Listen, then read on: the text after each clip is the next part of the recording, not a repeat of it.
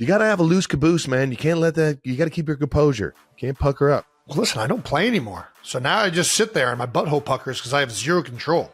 If I have control, I'd have a loose butthole. But because I don't have control, my butthole gets tight.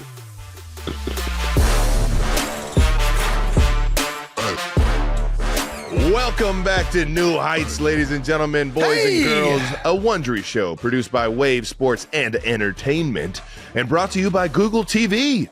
No more endless browsing. Google TV makes it easy to find what you watch. How about that, man? Google TV. Did you have those old Google glasses when they first came out? I did. I actually did. I saw you eating glasses. A wing contest in those things one time. I did, a long time ago. That's pretty sweet, man. Google's got it figured out for you guys, man. We're your hosts. I'm Travis Kelce, my big brother Jason Kelce out of Cleveland Heights, Ohio, Cincinnati Bearcat alumni. Subscribe on YouTube, Wondery Plus, wherever you get your podcasts, and follow the show on all social media at New Heights Show with one S. Jason, tell the people what we got coming up. Sure thing, Trav. Coming up on this episode, we're going to talk about the Chiefs' doink of a win. Ooh. And we're also going to check out some of your voicemails now that Brandon actually has listened to them. Nice. Thank you, Brandon, for being on top of those Heights Hotline voicemails. Yeah. Way to go, intern Brandon. By the way, Kylie let the cat out of the bag that intern Brandon is actually the executive producer Brandon, and that he's not actually an intern, which... That's fucked up, Kylie. The fuck? That's not nice. I'm going to start telling everybody about her show. Get your own show, and then all of a sudden you're letting out our secrets. And how she's... Yeah, you're right. New news is brought to you by Paramount Network. Watch Yellowstone season finale this Sunday, 8/7 Central, followed by 1923 season 1 only on Paramount Network. Film Club poll results. Hey, we're watching Christmas Vacation, ladies and gentlemen. A Chevy Chase. Twist my arm. That's a double feature review of Love Actually and Christmas Vacation. How do we feel about this? Is this right? Did we? We did. I think ourselves into this. I think I handcuffed it. I think Kylie handcuffed us into this. Now, so she's calling out our interns, and she's making us watch more than one video. This is war, Kylie. Yeah. I don't know what we're going to do to get her back, but I guess we just got to get her on New Heights. Well, she's going to come on and do Love Actually review. Nice. So we'll see how that goes. Yeah, that'll be fun. And then we're going to do Christmas Vacation, Chevy Chase, and what the 92%ers wanted to listen to. So yeah, it should be fun. Is Kylie going to be a part of the Christmas Vacation review too? I think we're both about to be a part of both. Yeah. Intern Brandon said sure. So I guess, yeah. Sweet. This is probably also going to be our Christmas episode for all of you listening. I don't know what that means. I just know that we'll probably think of some cool things. Maybe we'll decorate. Put some Christmas lights up in there. You used to have the green and reds back there. Any place that has Christmas lights year round it's my kind of jam. It's your kind of jam. So anyways, the Christmas episode is going to come out. It's going to come out on Christmas, Brandon. The fuck does around mean? Okay, Christmas episode is going to come out Christmas Eve. That's going to have Kylie on it. We're going to review both of these movies, as well as talk about other things Christmas related. Travis has, 3 games in 10 days? Is that what's going on? I think that's the number, yeah. It's crazy. So Travis is going to be pretty busy. It's going to be a weird schedule. So we're going to record this and put it out Christmas Eve, I think, is what Brandon just said. So if it's not that, blame him. Anyways, look forward to that episode and these film reviews coming then. Yeah, should be fun. Gonna be a blast. Ooh, The Grinch came in second. Man, I know. It's a great one. I mean, the good thing about all these movies, I'm going to watch all 4 of these anyways. It's a Wonderful Life. I don't think I would have watched that one. So I'll say this. We never watched this growing up. Have you ever watched A Wonderful Life? It's a Wonderful Life. No. I'm telling you, go give it a chance. It's a good movie. It's black and white. So it's got some years on it. But it's a nice film. I really enjoy it. I watched it for the first time a couple years ago because everybody's always putting it up there with one of their favorite Christmas movies. Everybody? It got 13. It got more than Scrooged. Like it got a good amount of votes. It's definitely one from a different generation, but it's very good. It holds up. It holds up. All right. I'll think about it. Or I might just watch Christmas Vacation. There you go. Well, Jason, we were spotted in Vancouver for the last stop on the Eras Tour. Vancouver? I wasn't in Vancouver. Yeah, you were. Look at that belly and that beard, dude. Oh, what the fuck? Got the stat. I'm not fat. I'm not. Yeah. That's not what I look like. That's what I look like right now. That is so good. There was a mention of tight Jumanji pants. How about that? So good. Oh my goodness. How about it? Well done. I wonder if Tay saw them in the stands. You can't keep it together if you see that. Like, there's no way you're like in the middle of a song and you see them walking around and you're just like, I mean, I would lose it. I love that the one lady went mustache era Travis Kelce. oh yeah. This is full on homemade jerseys. How do you even make that? Yeah. You don't buy that anywhere. But that's like pressed on numbers and letters. Yeah, it's very nicely done. There's a lot of effort put into It's this. DIY for sure.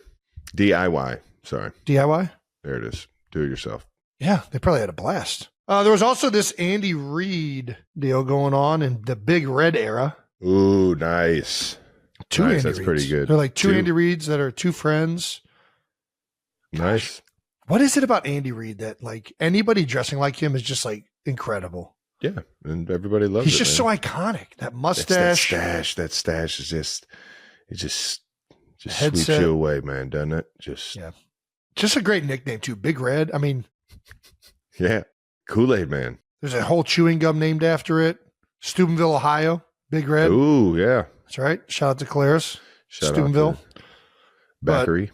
Gosh, it's a great name. Big Red. Nice. Well, shout out to Tay, and the Unbelievable Eras Tour has finally come to an end. Hold on. How long was the Eras Tour? It was Over I 2 think, years? almost 2 years. Almost It 2 was years? March of the year that we played. How in the many Super Bowl. shows do you know off the top of your head? 149 or 152. I forget which one it was. Jesus. Somewhere in there. A fuck There's ton so many shows. is kind of how I sum it up. 149 shows in 21 countries. Wow. It's insane. Absolutely insane. Over 10 million people in the stands over the course of it, like accumulatively. It's pretty crazy.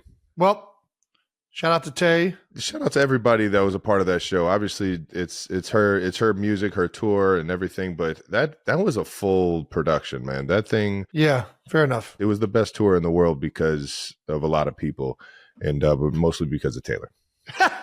All right.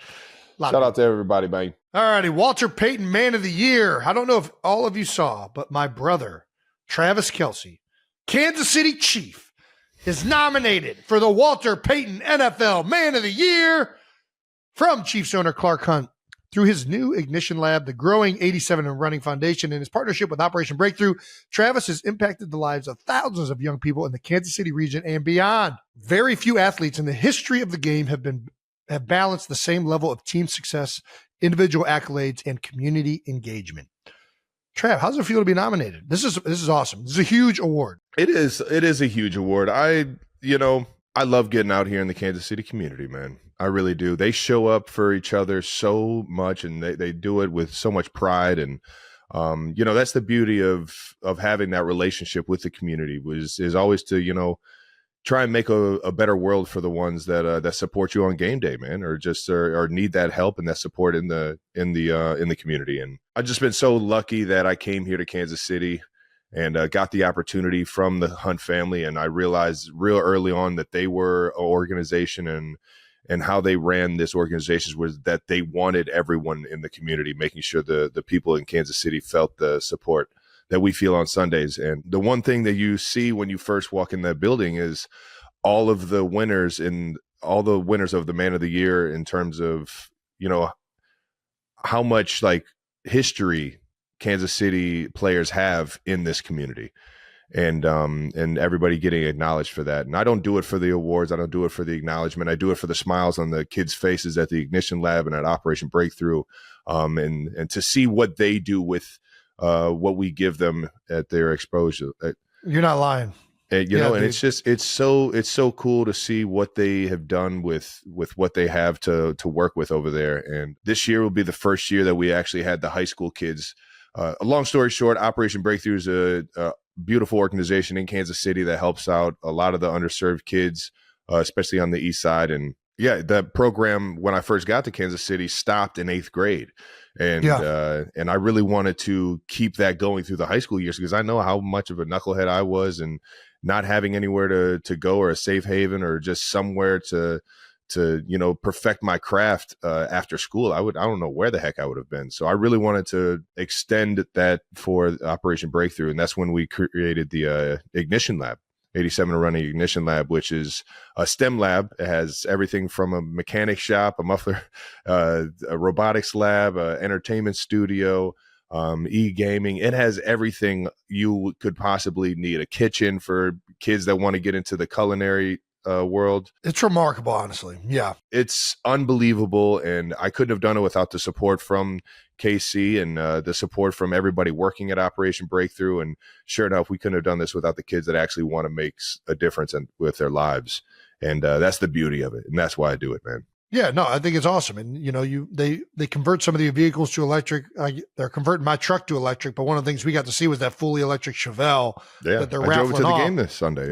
Yeah. How'd that feel? Dude, it rolls. It's pretty gnarly. It's cool as shit. It is cool. A big guy like me, it's tough for me to get in those old cars if you don't pull the seats back. But, man, it is check him out. That thing is sweet, man. I'll tell you, those old school cars are just so freaking cool, man. I think I got a 71 Chevelle that some people may have seen me drive before, but this thing was one of a kind. When you get in there, you can feel how unique it is. Everything's kind of on that digital pad that they have. It's like a little iPad or just like a touch screen that you can put it in drive and reverse and neutral and everything, and then from there it has some pickup. Man. It's got those electric EV batteries in there. And the kids did an unbelievable job, and I think it was a smooth ride into the stadium the other day. It definitely doesn't have the rumble, and there's some of that like obviously the old school gearheads, they're going to want. But I think there's something really cool that Operation Breakthrough is doing, where they're taking these older vehicles, they're teaching these kids some of the things that the automotive industry is going into, and teaching them skills that not everybody really knows what's happening, especially in the EV world. So and cool, it's really cool. And on top of that, it's just beautiful. They did a great job with it. It's gorgeous in there. They have all the electric stuff, but they also have the old school knobs and whatnot. And it looks very true to like kind of the way it used to be. So the seats. Cool. Yeah. Well, this is the first year that that the kids who started in the initial Ignition Lab year, so that they're going to be seniors going into college. Yeah, they're all graduating. So it's a pretty cool to see kids, start as freshmen and really latch on to things, and now even go into college, getting an opportunity to be an architecture major and things like that in college, and it's just so cool, man. That's why you do it. Well, no, that's why you do it, Trav. Lives, man. That's why you do it, and you can vote for Travis in the Man of the Year fan vote using Walter Payton Man of the Year Challenge. It's hashtag WPMOY Challenge plus at @TKelce on Twitter. Congrats, Trav. That's awesome. I love you, big. I appreciate it, man. And shout out to Ignition Lab and Operation Breakthrough for just being the awesome opportunity for these kids that they are, man. Well, I drove in a 69 Chevelle. Jason, you wrecked a helmet. Yeah. Driving around in a little golf cart. It's okay. It made it out all right. It passed the concussion test. Oh, yeah. Look at this, dude. Look at that. Cruising. You're hilarious. Cruising, baby.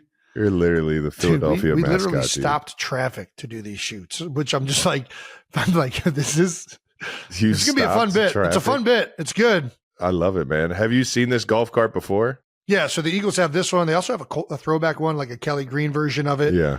They kind of live in the stadium, and we thought it'd be funny. So we're going to use this footage, not this one, but we're going to use this footage in conjunction with the late night show. Gosh, I just took that one swerve a little bit too hard, and I couldn't course correct. Oh no, dude. Yeah. That can get dicey. No, for sure. Yeah. I mean, I stuck my arm out. It could have gone real bad. It could have gone horrendously bad. I've actually seen this go real bad, like broken hand bad. Yeah. On a golf course. You were on pavement. It's pavement. So, I mean, it's nice and soft. Golf courses are pretty hard with all that grass. So, well, thank God you came out unscathed, man. I got those wheels up and I was like, oh dear, here it goes. I could feel it coming. Big man. But luckily, I had my helmet on and came out Hilarious. unscathed. Came out unscathed. Nice. Dad always told us to wear helmets. He did. He was, whenever you're riding your bike, your scooter, you're gonna have a helmet on. Rollerblading. Hey, that's right. Put a helmet on. Those helmets with the wings on them have been protecting me for a while. So good. Fly, Eagles, fly, baby. Well, we're all glad you're okay. And that's it for new news brought to you by Paramount Network. Again, watch your Yellowstone season finale this Sunday, 8 Eastern, 7 Central, followed by 1923 season 1, only on Paramount Network. We're so pumped to be partnering with our friends at Google TV. How about it? And I know Jason's been getting to play around with it. Jason, want to share more with the 92%ers? Yeah, Trav, Google TV makes it so easy to find what you want to watch since it brings all of your favorite movie shows and live TV channels across your subscriptions all in one place. Nice. One of my favorite features, and one that I know you 92%ers would love, is that you can also get recommendations based on what you already like, including live sports content tailored just for you, right on your For You tab. It lets you jump straight into the action and access live games from your favorite teams. And if you're like me and you always forget to write down the name of a new show someone recommends, Google TV also has you covered with their awesome watch list feature. It's so easy to add new things. You can even do it right from your phone. And if you're looking for some fresh things to add to your watch list, surprise me, Jason, what would I like to see on your list? My list is dominated by Bluey. I mean, it's the number one on the list at all times. I would say, Little Giants is always on my list. Little Mighty Ducks action. Head to g.co/TV/New Heights right now to learn more. And while you're at it, make sure to check out my show and movie confessions on Google TV. I might be biased, but I definitely have the best watch list out there. All right, 92%ers. We're excited to talk about our next partner, Disney's Mufasa, The Lion King, which will be coming to theaters near you December 20th. That's right, Jason. You think you know the story of Mufasa, but you don't.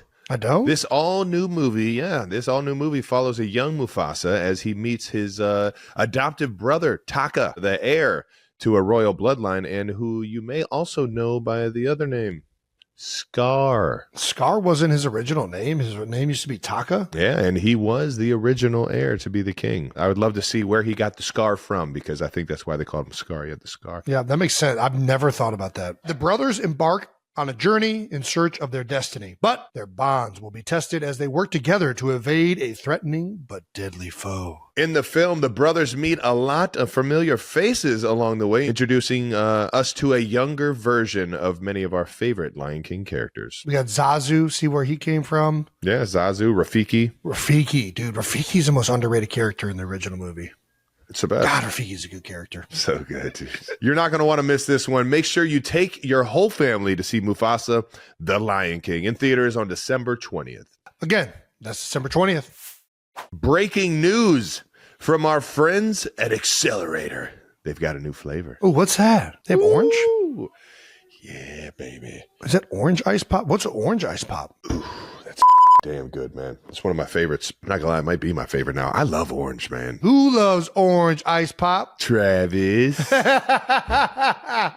Go to drinkaccelerator.com, and when you buy any case of Accelerator, they will send you a free case of orange ice pop to try. Orange Ice Pop is coming to a store near you in early 2025, but for a sneak peek, head over to drinkaccelerator.com to get a free case. All righty, let's move on to some bold topics to wrap up week 14 of the NFL. Hey-o. Bold Topics is brought to you by Amazon Prime. Prime is your ticket to holiday magic. All righty. Starting with, of course, the Chiefs. That's right. Nice. Chiefs 19, That's you, Chargers 17. Man, come on. What's going on? Speak to me, Trav. Some good old-fashioned AFC West Division football, baby. Oh, you ain't lying. I think the Chargers are a fucking hell of a goddamn football team. Yeah, Harbaugh has got those guys good. playing their tail off, playing with a lot of heart. Chiefs with another one-score win, another one that came down to a field goal. Yeah, let's get right into the doink. So, new kicker. Matthew Wright from Lancaster, PA. Lancaster, PA. He's a PA guy. Yeah, he's right around there in Birds Country. You know what? I don't think so, but he kind of has that. It's pretty easy to tell. He looks like maybe one of them that, just walked out of the barn and said, I'm good. Double doink. Well, not double doink. Doink in. Double doink. You're going to go there? Matt Nagy? You're going to go Nagy. there? That was a low blow, man. Is it Cody Parkey? All right, let's get to the last drive. Pat starts wheeling and dealing. This is the worthy throw. Dancing around. Big third down conversion on the 3rd and 10. Oh, we're going to go into this. Look at this. We're going to talk about some protections. Good job. Oh, yeah. Man, P-Ryan. Samaje came Listen, we just talked about Derwin. Derwin's not fucking around, man. When he blitzes, he's taking the back straight on. He's done that. He's done that to guys all year, and not that he got put on his tail, but I mean that was a football. No, this is I respect the hell out of this. Is football right here. Yeah, P-Ryan freaking look at that, throwing their bodies in there. Yeah, Pat steps to the left, drifts, hits Worthy for the first down. I mean that was the biggest play of the game potentially right there. Yeah. Next to this one, there we go. We get a little boot action. Trav, it's been well recorded that you're supposed to keep running that corner route. You decide to sit. Well recorded. What? Did you just what? Supposed to run a corner. Travis, everybody said you were supposed to run a corner. Who's everybody? Everybody that was I think Pat said it. I'm pretty sure Pat said it. Fuck. No, but seriously, obviously what makes you sit right here? I mean, corner over top. The corner's not going to be open. I mean, that corner. The corner is actually playing the flat. This is cover 2. And you got to think of like the voids in cover 2. Like the voids are sidelines. And the whole shot in between the safety and the corner. The whole shot in between the safety down the sideline. I felt like I couldn't beat that safety there. He had the leverage on you outside. Yeah. The angle wasn't like a sure catch. Yep.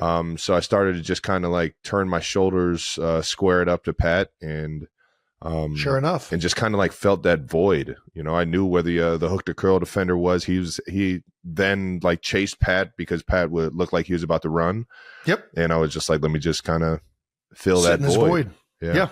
Pat made an unbelievable play to keep it alive, making that first guy miss, and then sure enough, man, 1-5 is always going to find the open guy, man. Trev catches it kneeling, doesn't even try to get up, knows he's got the game won. Just ball security. Don't do any. Don't drop the baby. Just hold on to that thing. I knew the hit was coming too. I was like, the safety's right behind me. When's it going? Where's it at? Where's it at? Yep. Wow. Somebody's coming. And that sets up the game-winning field goal attempt, which pretty close one. They're all hard though when the game's on the line. And pulled a little Tim Duncan action. Goes off the left upright and in. Banks open on Sundays, baby. There we go, baby. Yeah, what'd this feel like? I'm a big fan of just scoring touchdowns, man, and forcing the other team to have to score touchdowns. But I understand not even giving them a chance. And that's a very high percentage field goal right there. I think we're sitting at like 20 yards, 30 yards or something like that. Yeah. It is what it is. I'm always here for what the team's decision is. That's why I didn't even think about getting up. I knew the situation we were in and what we were going to want to do once we got the first down was to kick a field goal and run the clock out. Yep. So if that's what the game plan is, baby, I'm all in. Yeah. Well, we did find out that Andy is not a game-winning field goal watcher. We have a clip of this. Oh, you know this? A little superstitious, or he just doesn't want to watch? Yeah. The crowd will tell him. Look at this. Wow. Yeah, baby. Yeah, baby. Oh, man. Get my guy awesome. Pacheco back out there rolling downhill, man. Him and Big Red having a fucking good time after this one. Division game, man. Division on the line. Won the division for the whateverth year against a really fucking good Chargers team. You can't tell me that Justin Herbert isn't one of the best fucking quarterbacks in the National Football League, man. Dude, he's balling this year. He's had some games. He can sling that pill. I mean, he's balling every year. It feels like with Harbaugh getting there, it feels like some of that swagger's back with that team. The leaders on that team, the coaches coming in, Coach Minner, Coach Elston. Our guys. Elston's there too. Rick Minner's there. Rick was with me in Philadelphia. Was he really? Jesse's dad. Yeah. Nice. Yep. I didn't know that. He's a fellow Bearcat head coach as well. Yep. But yeah, they got that thing figured out right now. They're playing really, really good football, man, and they played us pretty goddamn tough. Both times we got them. Absolutely. Definitely. Pat had some post-game quotes. I truly believe we are closer than we were last year at this point. I would agree with that. I think that's a very good statement by Pat. I think at this point last year, it was you guys had just lost to us, and it was looking kind of down for the Chiefs, and you guys got it going. I kind of think it is looking better. I think offensively, at this point last year, we didn't even know that it was going to get worse.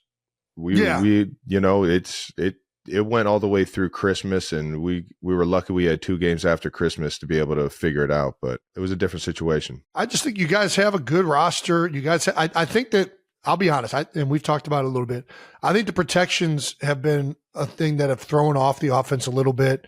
I thought the protections were a lot better yesterday.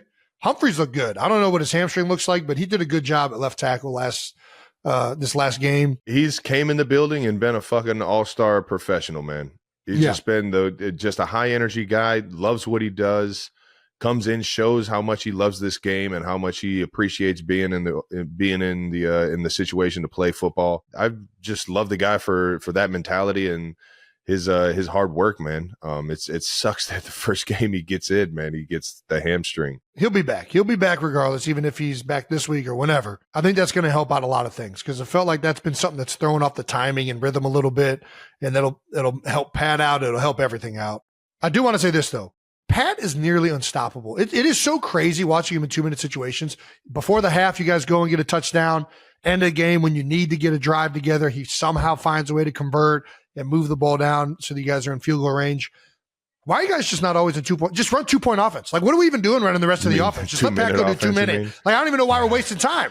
The little up tempo. It does. You know what up tempo does? Just be 2 minutes. Not even 2 like minutes. You can even huddle. Just huddle. Just go do 2 minutes. Just tell Pat before every drive, Pat, hey, we got 2 minutes left. Like, we just started the game. All that sounds good. All that sounds good until, the thing is when you go 2 minute, it's typically a little bit more basic plays, right? It's kind of like set plays. The defense is running very simple defenses, and it kind of simplifies everything from what you're seeing. For sure. I can find voids easier. I can, I see what the defense is in before the snap because they can't dick around at the line of scrimmage or give us a crazy look at the line of scrimmage while we're in 2 minutes. Right. Yeah. So it's just, it definitely makes the game easier, but at the same time, you can't do that shit all game. That shit will get fucking stopped in a heartbeat if you do that shit all game. I don't know. I haven't seen anybody stop Pat yet. It might be worth trying. I'm just saying. Just let that go out there being point guard. You ain't lying, man. Patty Mahomes, baby. The Big Yeti got another milestone. Travis Kelce became the fastest tight end in NFL history, 172 games to reach 12,000 career receiving yards. Previous record was held by none other than Tony Gonzalez in 210 games. LeBron stat a real stat. God damn. I think that's he pretty played real 210 games? Well, he played more than that. It took him 210 games to get the 12,000 career receiving yards. He ended with 15,000. So he played a lot of games. Tony played a lot of games. That's almost 40 more games. I don't know if I can play 40 more. Well, listen, that's a lot more games. Fuck. Again, Tony played more than 210. Tony played, he got 15,000. Yeah, that's insane. Tony's longevity is insane. How did he fucking do it? God damn. I remember he had like some type of protein that I used to take. Maybe that was it. He was into spearfishing. Maybe he was harnessing the power of the sun. I think he was. There you go. 270. One with the call. That's so many games. It's crazy. How many did he play altogether? Can we get that thrown up there? It says right here, played 270 regular season games. He played a whole 100 more than what I'm at right now. Yeah. It's outrageous. Oh my gosh, no fucking chance. Guy's built different. That's so impressive. Dude, I'm pretty sure he got into the league before he was 21. And then on top of that, he played until he was 36, 37. Oh, he played longer than 36, 37. I don't know, man. I'm pretty sure it was only like 17 years. Yeah. Insane is what he did. He's 48 now. Why? Why did we need to know that? We're trying to do some math. When did he retire? You could just he retired with the Falcons. When? Like right before they went to the Super Bowl. You're probably right. About 38 years old, right? 37, 38? Yeah. 2013, 11 years. Yeah, you're 1,000% right. All right, I'll stop talking.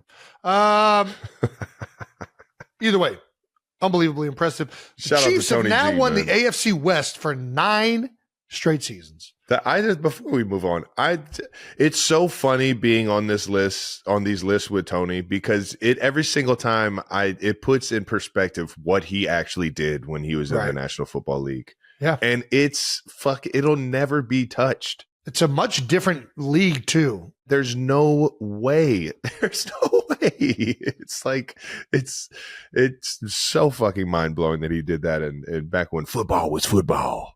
I mean, he did it. You could literally get your head taken off. He played that long in a league where there was 2-a-days during training camp.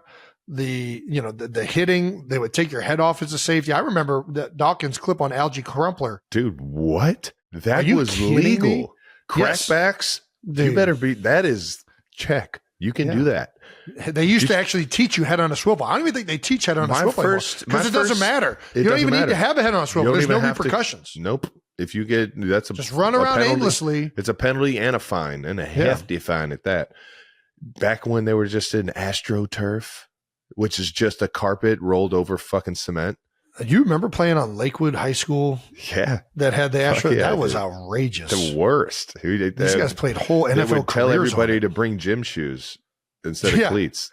Yeah, like, dude. Yeah, you have to bring basketball shoes. No, have you ever run on your carpet in your living room? That's exactly what this is. Baseball diamonds. Everybody had a joint stadium with the baseball teams. Dude, you're talking about the vet. Absolutely insane, man. Football was crazy back in the day. Yeah, well, it's still pretty crazy. You know what else is crazy is the Chiefs have won the AFC West 9 straight seasons. Yes, sir. Dude, this is outrageous. I mean, talk about domination. Sorry to the rest of the AFC West, but this is unbelievable. The last time Kansas City didn't win the division, Patrick Mahomes was still playing college baseball. It's pretty funny. That's a great fucking stat. That's a LeBron stat if I've ever heard. That's funny as hell. Nice. We'll talk about perspective. Week 15, Travis is headed back to the 216. That's right. They take on the Browns. Yes, sir. And potentially the greatest soundbite quarterback of all time, Jameis Winston. You excited for the homecoming? I am, man. You know, we're Cleveland guys to heart and to the core. So it's I've played there once, and I am so excited to be able to get back there. It was a dream come true playing in front of Cleveland. You've only played there once? Yeah, man. I've only been back when it was First Energy. Dude, I went to that game. Somehow I was able to go to that game. Kareem Hunt was his first year with the Browns. He had just been with the Browns. No. It was with you guys still? Kareem Hunt that's what it was. It was a double comeback to Cleveland. Kareem had 3 touchdowns and I had 2. Got it. Yep. It was a I remember Cleveland kid type of day. Yeah. But yeah, it was a dream come true to score in the end zone and be right there in front of the dog pound. A little different catching some birds, some middle fingers and some boos and some barks, all in friendly from the enemy side of perspective. But I still love Cleveland for it, man, and it's such an honor playing back in Cleveland, and it's gonna be a fun day, man. It's gonna be a fun day, and hopefully we can go in there and get into a dog fight with the dog pound and have some fun, man. Well, intern Brandon's going to be in attendance. Does that add any additional pressure to this game? No. Love Brandon, though. Thanks for coming, man. That's cool. What is Brandon? Why are you going to be in Cleveland, Brandon? Why not? Why do you sound like that? Why do you say it like that, Jason? Why wouldn't I be in Cleveland? It's a beautiful December in Cleveland. Are you kidding me? Can we stop? Well, you see how fast I flipped that on you, Jason? Can we see how stop? Fast? Just judoed you. Just fucking put you in a blender. All right, can we explain why we're actually going to be in Cleveland now? A friend of a friend has a connection to the Browns and was like, "Do you just want to go to the Browns game?" I was like, "Sure, fine. I'll do 36 hours in Cleveland." There you go. Where are you staying? No, just neighborhood. Yeah, we're staying close to the stadium. So you're going to stay downtown? Yeah. Downtown. Yeah. What should I do? I have 36 hours. Dude, check out the Art Museum. Ohio City. Check out the Art Museum. A great natural history museum, actually. Ooh, really good. Rock and Roll History Museum, yeah. Yeah. The Science Museum is downtown to this. It's like the Rock and Roll Museum is phenomenal. There have been a lot of museums. Okay. Big time museum tour. Big museum. Big city. Museum people. All right. Yeah. I'll do a museum tour. I'll report back next week. Nice. Ooh, this is a fun time of year because Great Lakes has come out with their Christmas ale. Yeah. Make sure you go to a restaurant that is serving Great Lakes Christmas ale. It's a very Ohio thing. They put like this spice thing on the rim. Ooh. You're going to enjoy it. It's very good. Okay. Highly Okay. recommend. Go over there to Ohio You actually City just go to and, the brewery. They do it at the brewery. Yeah, it's Just right go to the there. brewery. I was about Don't to wait say, for us. just It'll go over there to definitely Ohio. be there. Just go to the Yeah. source, get underneath the tap. You'll be fine. It'll definitely be there. But I'm a big fan of the Christmas ale. You can also always hit a town hall right next door. One of my favorite spots in Cleveland. Ooh, okay. Great Lakes Town Hall. All right, I'll be there. I'll have a bunch of those, and I'm gonna go jump in the dog pound. Go check it out. I would. There's so many places that. Jason, just come. Just show up. You show up everywhere. Just drive your little helmet car over and just show up. I mean, I was going to spend maybe some days with my kids this week, but you know what? Fuck it. I'll go. They have so much time. You have so much time with that. Jesus. The delivery on that line is so good. Just show up. You'll be all right. God, All I'd right. be like, are you fucking kidding me? This Sunday, it's double the drama and double the Duttons only on Paramount Network. That's right. First up, the season finale of Yellowstone. Hey. With their darkest secrets on the verge of being exposed. And as threats amount on all fronts, what will become of the Dutton family? Ooh, watch the Yellowstone season finale only on Paramount Network this Sunday at 8/7 Central to find out. Then check out the entire first season of 1923, starring Academy Award nominee Harrison Ford and Academy Award winner Helen Mirren as Jacob and Kara Dutton. See how the fight for the Yellowstone Ranch began this Sunday after the Yellowstone season finale, only on the Paramount Network. Our partners at Liquid IV want you to know that hydration is key for keeping up with the holiday hustle. And with convenient packets of the hydration multiplier or sugar-free hydration multiplier, you can get 8 vitamins and nutrients, 3 times the electrolytes of leading sports drinks, and no artificial sweeteners. Just think of all the ways Liquid IV will come in handy. It can keep you hydrated while traveling, hosting family, or even after the year-end holiday party. And they've got all the true to fruit flavors to keep you hydrated. They even got sugar-free options like raspberry melon, white peach, and green grape. So stay hydrated during the holidays. Tear, pour, live more. 1 Liquid IV stick plus 16 ounces of water hydrates better than water alone. Get 20% off your first order of Liquid IV when you go to liquidiv.com. Use the code New Heights. That's 20% off your first order when you shop Better Hydration today using promo code New Heights at liquidiv.com. Some people just know they could save hundreds on car insurance by checking Allstate first. Like to make sure you charge your full electric Chevelle before driving it to the stadium on game day. That's right. Or even checking if you put air in the tires of your helmet car before you drive your helmet car around Philadelphia. Checking first is a very smart thing to do. So check Allstate first for a quote that could save you hundreds. You're in good hands with Allstate. This content is intended for audiences in the U.S. only. Savings vary. Terms apply. Allstate Fire and Casualty Insurance Company and affiliates, Northbrook, Illinois. All right, let's get to some Eagles-Panthers, man. The birds are flying around, man. Initial thoughts on the game, Jason? Well, they got to 9 straight. It was not the cleanest game for the Eagles, but they found a way to win. And I think that, right now they've been playing so good, and the level has been so high of everybody's excitement for this team. Yeah. I actually think it's really good that this game was close and they got brought back down to earth. The Panthers have been doing this to a lot of teams recently. Bryce Young is playing a lot better, made a hell of a lot of plays scrambling and making plays down the field. Oh, I know. They've been playing teams close, including, one of the teams in the AFC West. So I think this is, all in all, obviously happy the Eagles got a win, and I think that they'll get out of this game, and they got 9 straight. It's hard to win football games. Right now they're sitting at 11-2, so it was a lot of fun. It was also fun to actually go to a game. I haven't been to a game really that many this year. Oh, nice. You went to it. Yeah, we went to it. We took the kids. What? I know, dude. It was awesome. It was awesome. How were the girls at the games? They enjoy them? They were great. They didn't give one crap about the football game, but they had a blast eating a bunch of food and popcorn and running around all over the place like crazed lunatics. So yeah, it was really cool. What is this text? Yeah, we were on a group chat text, me, Jake, and Brandon. Yeah, this is on the Leggett. Looked like he caught it and rolled into the end zone on their last, drive. Yeah. And I think everybody in the stadium before you saw the replay thought it was a touchdown because he came up with it pretty clean. Mm-hmm. And Jake said this. Holy shit, that was close. You replied with butthole puckered up a bit, huh? Yeah. You got to have a loose caboose, man. You can't let that. You got to keep your composure. You can't pucker up. Well, listen, I don't play anymore. So now I just sit there and my butthole puckers because I have zero control. If I have control, I'd have a loose butthole. But because I don't have control, my butthole gets tight. That's the way it works. Well played. Biggest story coming out of the Eagles game are, unfortunately, comments from A.J. Brown. Yeah. When asked about the issues facing the offense, he simply said passing. He thinks passing is the issue. Also admitted that it's incredibly tough for the receivers to get into a rhythm when the offense is only passing the ball 20 times a game. Succinct. Well, AJ, I don't know if you know this, but Saquon Barkley is arguably the MVP in the NFL. Handing him the ball a lot is kind of like a really good thing.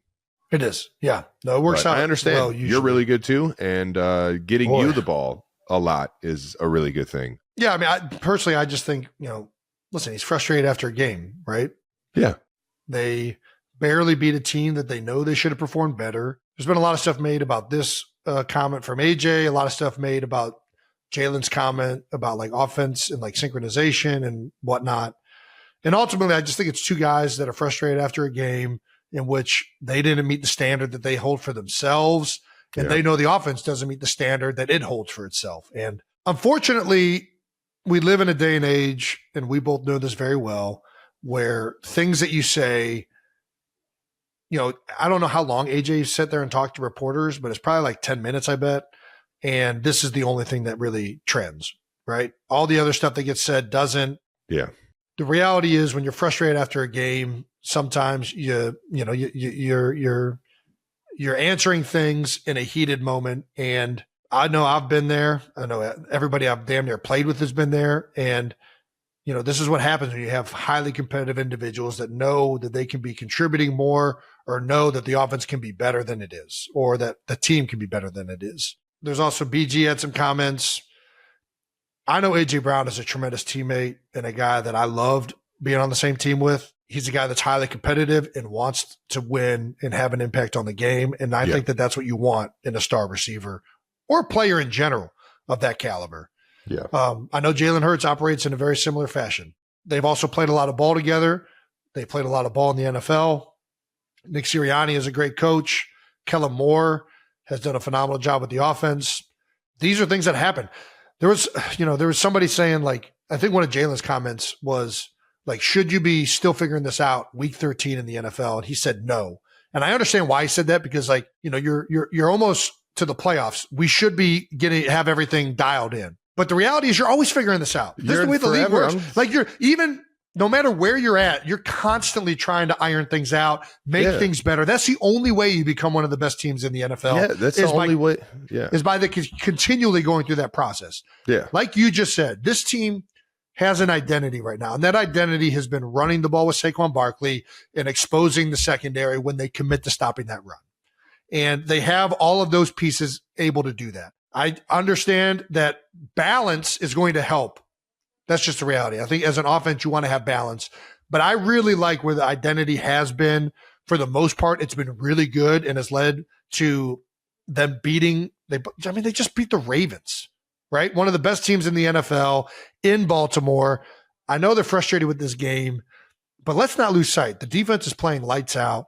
We're one of the best teams in the NFC, and all of these guys are really, really good. I tend to think that these comments and all this media stuff is only going to bring these guys closer together. That's where I look at it. Like when stuff like this happens, I think that these guys are going to be galvanized because they realize how good they are. Kellen Moore and all these guys are going to keep growing this offense to be the best dialed in machine it can be by the postseason. And, I'm very excited for where all this stuff is headed. Unbelievable talent. Yeah. On that football team, especially on the offensive side. Only one football, bub. You only got one ball to get it around, and whether you're running it, you're throwing it, it's going to one guy. Unless you're lateral. Then it goes to two guys. Yeah. Well, yeah. That's why I lateral. Because I'm just trying to spread the ball, spread the love, man. You got to spread the love, man. We got to get Saquon lateral into AJ. Get this thing going. Get this thing going. Sirianni, let's go, baby. Anyways, my man Grant Calcaterra caught his first touchdown pass in the NFL this week. Dude, so not only was his video of his family going nuts, it kind of went viral. Here we go. Check him out. Nice.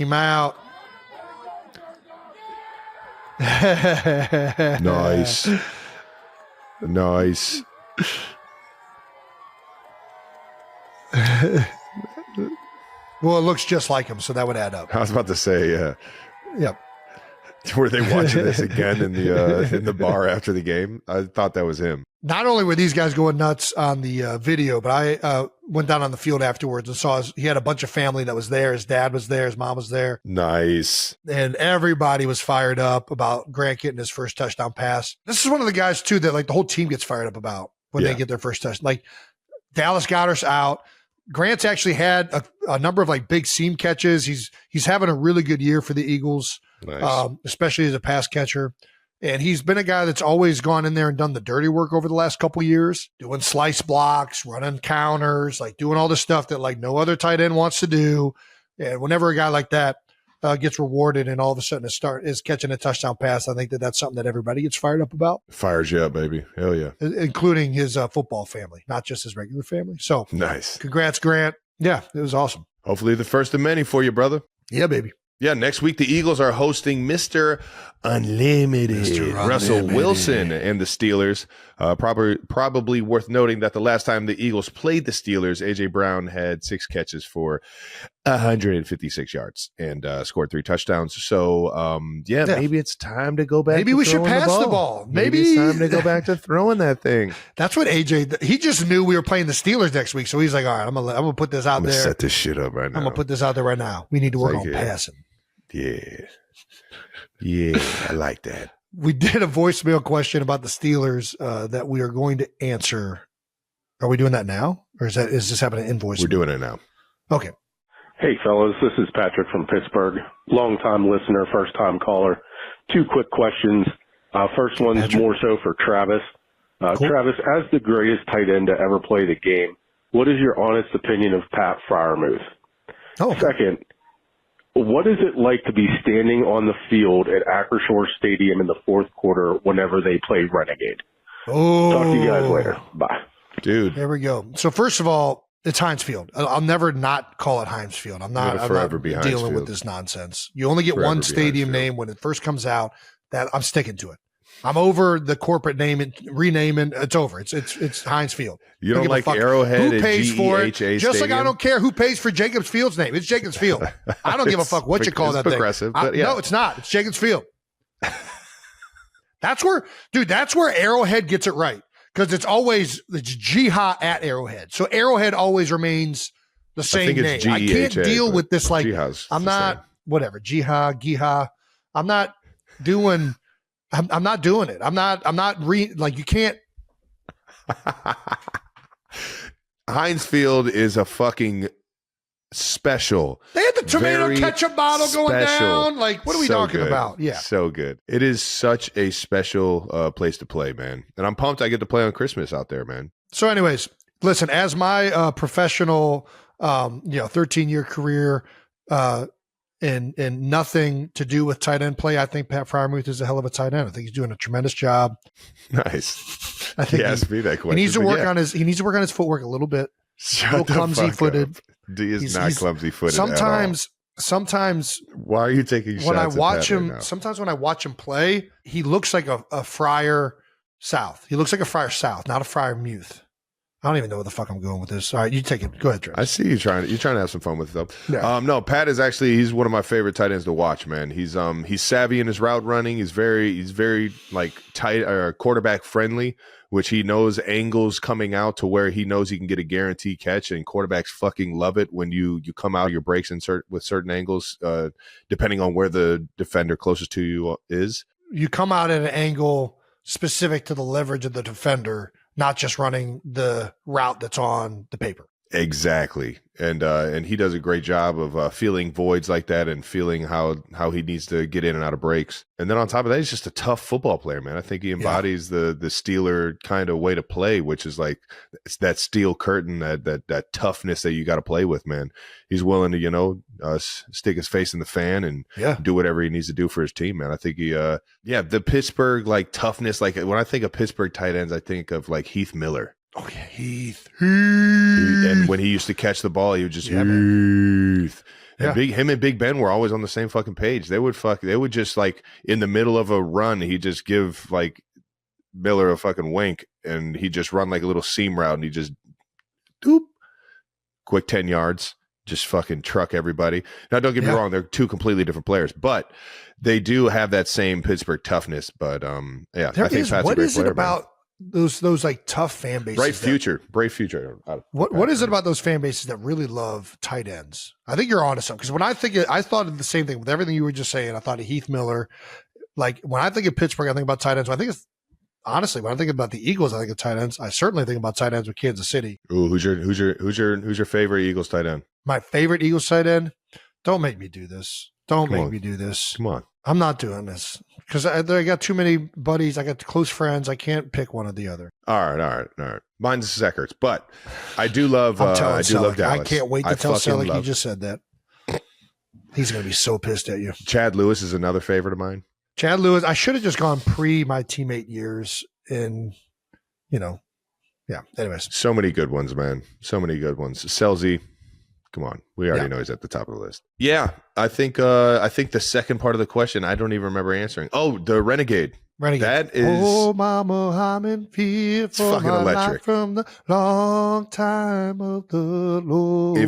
If it's a really close game, you feel that like tension build in the stadium. It's pretty dope. If it's the other way around, then you don't really feel it like that. Yeah.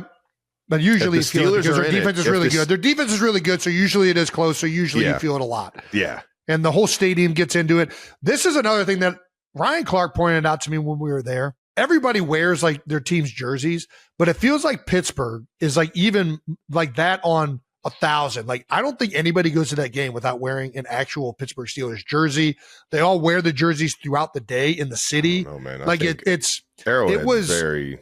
I mean, I see a lot of jerseys in there. Pretty crazy. The amount of Steelers fans that were in legitimate jerseys at the game. I think that's something that's like a thing. I mean, every fan base wears jerseys, but a lot of jerseys in Pittsburgh. So especially when Renegades going, I don't know what it is about. I think it was growing up wearing black and gold and it's at a dope Cleveland color. Heights. I mean, that's Cleveland Heights.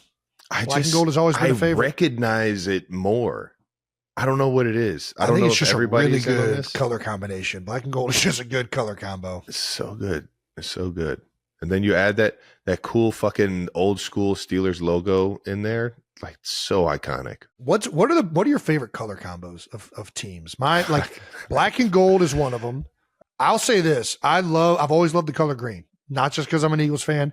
I just love the color green. Yeah, one of my favorite color combos. I don't have anything to do with the team. Oakland A's. The green and yellow is just awesome, iconic, dude. Like it's I know, iconic. I mean Green Bay Packers, but for some reason that Oakland for whatever A's, reason like, hat, it just like stands out as like one of the coolest. Slaps. Yeah, it's just a dope hat. They're the Sacramento A's now. I think of the same thing with the Super Soon Sox. to be the Vegas A's. Oh, they're moving now too? Oh yeah, they're out of there. Everybody's leaving Oakland for Vegas. It's unfortunate, man. Oakland's it's a beautiful sports town. Yeah, maybe it is just green and yellow because I thought of the Supersonics jerseys and like stuff. Those are some dynamite Nasty. freaking. I think they're trying to bring an NBA team back to Seattle too. What's another? What are your favorites? My favorites. I'm an old school Cavs, and 90s Cavs. Blue, I knew you were going to go there. You're talking now. Are you talking about combo. blue and orange? Or are you talking about? I kind of like the blue and black. I like the splash jerseys, the one where it looked like they had paint going across their jerseys. I gotcha. You know what I mean? Like that very end of the Mark Price years, the Sean Kemp years, the 96, 97, 98. They had the blue and black on those ones. Those are my favorite too. I think I'm with you. I love those ones. There's something about blue and black where it kind of clashes, but it works. And then the hint of that orange it has that orange in there. I'm a big orange guy too. Is that because of the Browns? Are we just subliminally been affected our whole lives? We have. That was one thing. Like, I like Broncos jerseys because I like brown. I like the color orange. I just like oranges. Yeah. Like Orioles. Orioles have a good color combo because I like the orange. I don't know what Orioles it is. are another goddamn. Right? That's a good one right there. Yeah. I think I just like have been like the Pirates are black and gold. This is all just comes back to our childhood. Penguins. Yeah. Does everybody else feel this way, or is it just us? I don't know. Talk to us, 92%ers. And that does it for catching up with the Eagles and Panthers. Shout out to the Eagles for finding a way to get a win against a sneaky good team. And thank you for your voicemail, man. I'll be excited to hear Renegade in the fourth quarter on Christmas. Alrighty, let's hit a little bit more from the biggest stories from Week 14 in the NFL. Starting going on this week. Yeah, starting with the gambling Dan Campbell. A lot of talk about Dan Campbell declining to kick and keeping his offense on the field on 4th and 1, up 3 at the Green Bay 21 with 43 seconds left. Listen, 4th and 1, you go for it. I'm 1,000% in on Dan. And they're starting to see this. We're going to get to the Rams game, but they did it on 4th and 5. They were like, yeah, we can't give Josh Allen the ball back. And I think that, Dan's been criticized a little bit about those 4th down decisions last year in the playoffs. But this gambling Dan Campbell, man, that's why he has been where he's been. These Lions win a lot of games because of these decisions and being aggressive and because they're a really good football team. Dude, there's just something that's so likable about this guy. Dude, Check out this. I think I've said it on here before. He was one of the guys. He was down in Miami as a tight end coach. Yeah. Back in 2013 when I was coming out, and I was like, man, I want to fucking play for that guy. That guy seems like a fucking great coach. He seems like he gets the best out of guys. It seems like he's all in, tough son of a gun. And sure enough, man, you could see, as the years go on, how great of a coach he really is, and how he can really get guys to embody that toughness and play for him. And yeah, it's a dagger when you see guys running the ball like this, big points in the game and converting it, even with their quarterback fucking tripping over his feet. God, that was crazy. Yeah, he got it done. But shout out to Goff, man. Hell yeah, he found a way to hand that fucker off, man. Golly, more power to him, man. Get your feet out the way. O-line's got to do a job. Come on. Yeah. Also, shout out to Dan Skipper. I love that Dan is just like, there's always these sound bites that Dan Campbell gives towards Skip. Let's do it. I told you you'd never forget this game. You will never forget this game. We don't have to talk about how tough we are. We don't have to talk about how resilient we are. We live it, man. We've been living it. Where's our defense at? Offense, that's the way to step up, man. That's the way to step up. There you go, Skip. Keep throwing up, whatever you're doing over there. How can you not love that guy? I mean, Jesus. Just a football legend, man. Hell yeah. Just exudes passion for his players, for the sport. Freaking Dan's over there giving it everything he's got. He's throwing up. Gosh. What a great Skipper. Yeah. They got a lot of great stuff going on. Green Bay's got a lot of great stuff going on, too. They've been playing lights out. And, that was a hell of a game to watch. Lions found a way to get it done. Against Green Bay, but they got a huge one next week against the Buffalo Bills, who just had a huge loss to the Rams. Yes, big loss. A lot of people are saying game of the year, maybe? Dude, it was insane. I think it was a 42-44. Like that's a two high-powered offenses going at it right there, man. It was high-powered quarterback play. These guys were playing out of their mind. Matthew Stafford and Josh Allen were going off. The Rams dominated the majority of the game. I kind of hesitate to say that, but they did. They were winning for the majority of the game. They're winning by more than one score the majority of the game. Josh Allen in the second half was impressive, to say the least. He was scrambling. He was making big throws, whether it was to Mac Hollins or Shakir. He was a man on a mission to come back and will the Buffalo Bills to victory. And we just talked about the 4th down decision with Dan Campbell, the 4th down decision by McVay in the Rams to go for it on 4th and 5, which ultimately led to a Puka touchdown, was absolutely enormous. Hell of a route by Atwell coming across the middle of the field. Hits Atwell, then all of a sudden the Puka scores on a screen. The very next play, Puka went off. That catch on the sideline, the toe tapper. What the heck? Dude, that dude is so good, man. Yeah. Storm and Mormon, man. Rams are coming on. Now that they're all healthy, Cup is back, Puka's back, O-line is healthy. Matthew Stafford can still sling that ball. My God, DeMarcus Robinson having a fucking hell of a year this year. D-Rob, man. Fuck, I love you. Go DeMarcus. Go DeMarcus. Are the Rams a NFC sleeper team, or are they nobody's sleeping on the Rams? I think that people might have been sleeping a little bit when they were injured, but I think everybody now is definitely not sleeping. Stafford and McVay have been proven to be very, very good. They can put up points with the best of them. So, yeah, these guys are, now that they're all healthy, now that everybody's back, you can tell they're getting dialed in again. It's going to be interesting to see how the NFC West plays out, but the Rams are full bore. And for some non-football news, how about that? Getting into some non-football news. Juan Soto just signed arguably the most ridiculous fucking contract I've ever heard in my life. Oh my God. Is that real? Yes. I mean, we're like 5 to 10 years away from seeing a MLB player make or sign a $1 billion contract. 15 years? I remember when Who it was the hell insane. gets a 15-year? That just seems like so outrageously long. How old is he?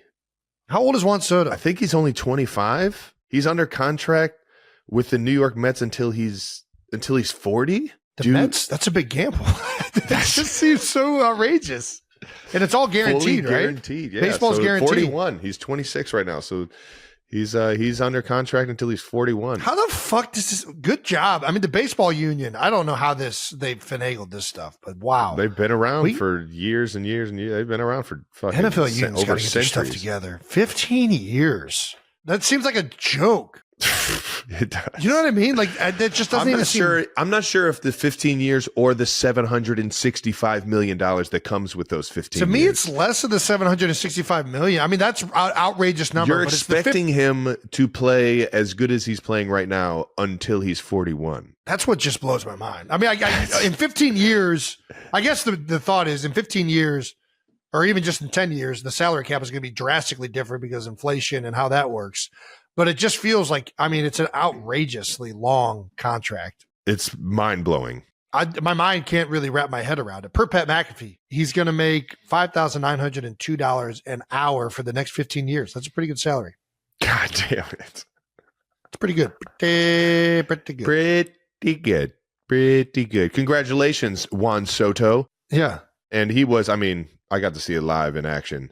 That dude is a fucking beast. Yeah, he's really, I mean, there's a reason. I mean, the reason he's got paid $765 million over the next 15 years. Yeah. Pretty good. Damn. Is it a vanilla contract though? How, what's it? Who knows? Is There's got to be deferred? all sorts of stuff in Is he there getting that's paid deferred and until who he's knows? like fucking 80? There's got to be all sorts of stuff in there. All righty. Once again, Bold Topics is brought to you by Amazon Prime. Become a Prime member today and get more out of whatever passions you're pursuing. Whatever you're into, it's on Prime. Okay. Let's get some voicemails, Trav. Let's do it. Before we get out of here, we're going to answer some not dumb questions that came to the Heights Hotline. No Dumb Questions is brought to you by Disney's Mufasa, the Lion King. I love these kind of movies, man.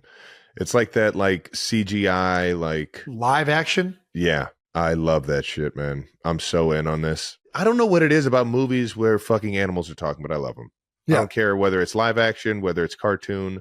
I just fucking love them. Let's get to the first caller. Intern Brandon. First caller. What's up, boys? My name is Jason, and this is my Good question name. for hashtag No Dumb Questions. Now, you guys have probably been asked this 1,000 times, but what is the worst, and I mean the absolute worst place you could take a woman on a date?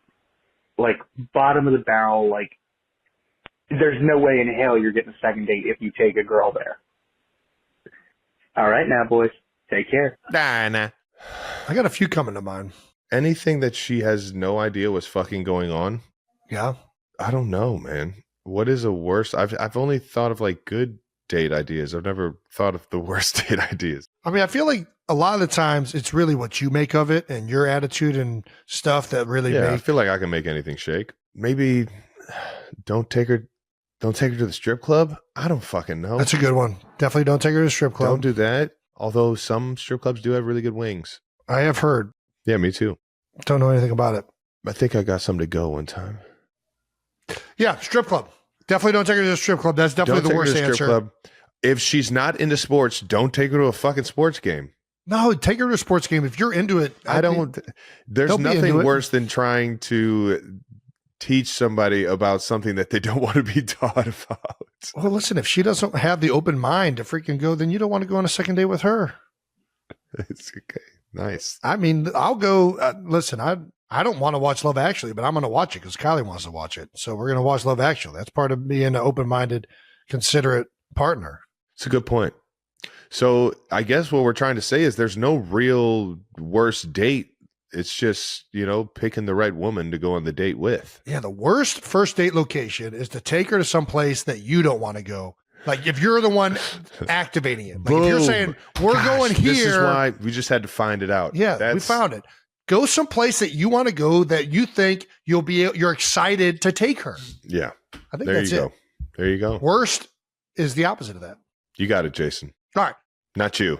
The other Jason. Next caller. Hey guys, I was listening to this week's episode on my way to work. I'm about to go into the office, and I was just wondering why no one in the NFL does the annexation of Puerto Rico play from Little Giants. I hope you answer this because I've wondered it for a long time. Thanks.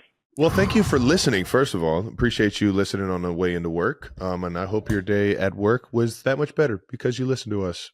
And because you asked about the annexation of Puerto Rico, I'll let you know right now that it is arguably the worst play that you could ever run in an actual football game.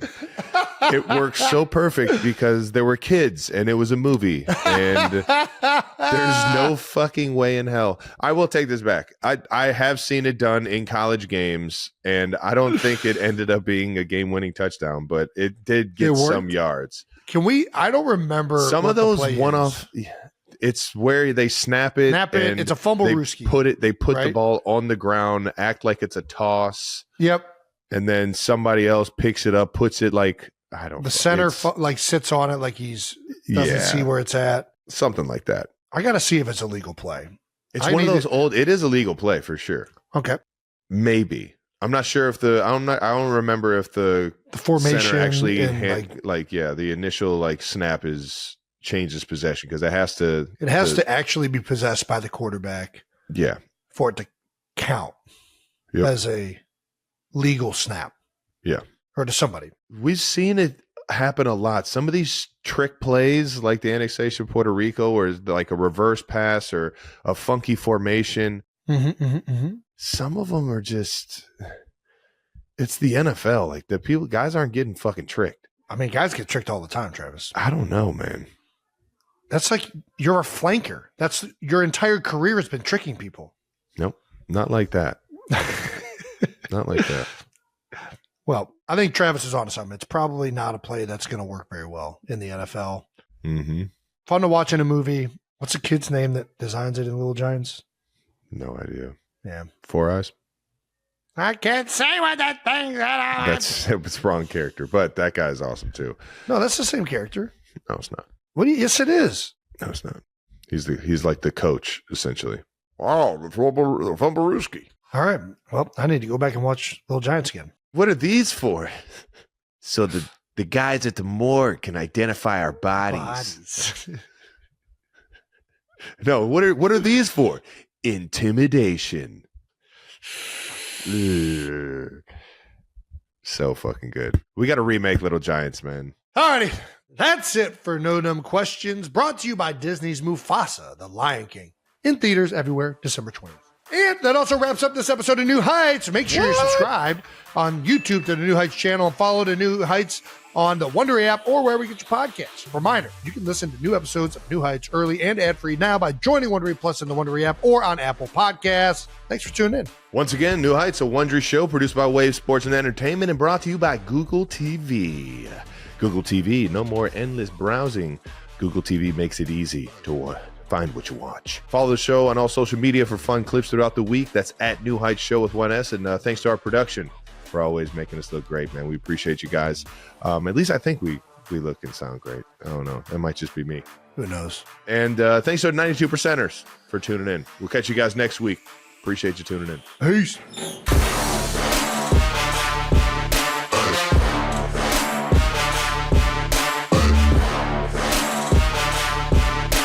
Brutally honest, what were your first impressions of Trav?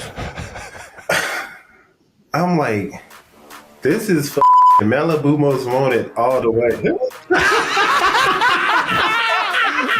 I was like, this is B-Rad, bro.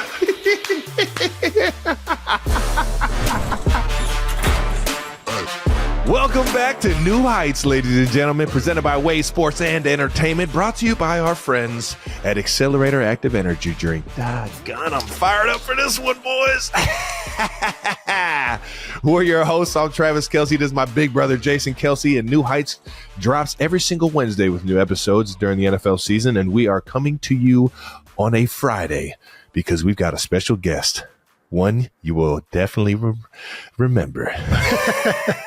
No doubt about that. No doubt. Subscribe on YouTube and wherever you get your podcasts, and follow the show on social media at New Heights Show with 1S. Jason, let them know why this episode is so fucking special. We got a doozy. Our guest today is a former 5-star recruit out of Houston High School. Damn. He's a second-round pick out of Mississippi State, 4-time Pro Bowler, 2-time Super Bowl champion, and unfortunately for every offensive lineman in the league, he just signed a brand new contract with the Kansas City Chiefs, which means he's back. He is back. Please welcome to the show, number 95 Chiefs defensive tackle, Chris Stone Cold Jones. Woo! Hey! What's up, man? Thanks for joining us. It was a pleasure, man. It's a fucking pleasure to be on the show, dog. My dog, welcome to New Heights, baby. But Jason, first, as always, we got to get him. We got to get him hit to some good old new news. Chris, can you jump it off for us? Are you familiar with new news? Yeah, I'm familiar with it, man. I see what's going on. Let's go. Let's go. All right, Jason, hit it with it. All righty. But first, as always, new news. New news. New news, baby. Yeah, I like that. There we go. That's an original one right there. All righty. The new news, of course, Chris, you've been back for 2 weeks now. We have to ask, did Travis campaigning to get you back in the team expedite the contract process a little bit? Hey, bro, actually, I watched the show when you was talking about it. And I'm like, I miss my dog, man. I miss my dog. I miss my dog. It's just not the same. It wasn't the same, bro. I'm like, I got to get back, bro. I got to get back. Watching them play, bro, I'm like, fuck, I'm going back next week, man. Let's work something out. Let's do it. I saw you back with that first practice, man. I was fired the fuck up, baby. I was chest bumping, jumping all over your ass. We hit the D Generation X, baby. Oh, we did it. We did break it out. You know what Oh, we brought it out, man. It was a lot of excitement, man. It was fun to be back. My dog, we going over celebrations and shit, man. We still got to hit him with it. Okay, we got to. We still got to hit him. As Jason would say, you got the long strokes, I got the short strokes. It's just different strokes for different folks. The long strokes give you a kid, man. You got to watch out. Oh, shit. Jason would know about them long strokes. It's just 2 games. You're the top of the Chiefs' defensive leaderboard in sacks, tackles for loss. Pretty much in all the defensive statistics. It only took you 2 games to be back in the Chiefs leaderboard. Have you successfully shown everyone that training camp is completely unnecessary? Oh, shit. Listen, bro. Fucking training camp. Oh, my God. Staying in St. Joseph, Missouri. We missed you out there in St. Joe, dog. Oh, my God. That's the best thing I could have missed, man. Dog. I was in Miami soaking up the sun. Fucking, I was tanning on the beach a couple days, bro. It was like, damn, man. I think it's the best thing for me, man, is to miss training camp. Real nice. Do you feel like you're in better shape actually training more specifically for yourself as opposed to being in training camp potentially? It's different. It's different. You know, football shape is a little different than just being in normal shape. And that aspect of it is kind of different, but physically wise, my fucking body feels amazing, bro. I've been sleeping in my own bed. Man. You know what I mean? I haven't had to sleep in a dorm. That's just man. The whole environment. You know, good sleep, man. Good sleep, man. Well, you were down there. working out in that Florida weather, man, that Jacksonville game, I was fucking dog shit tired the entire game. Like from warm-ups on, I just felt like I was like being drained by the sun.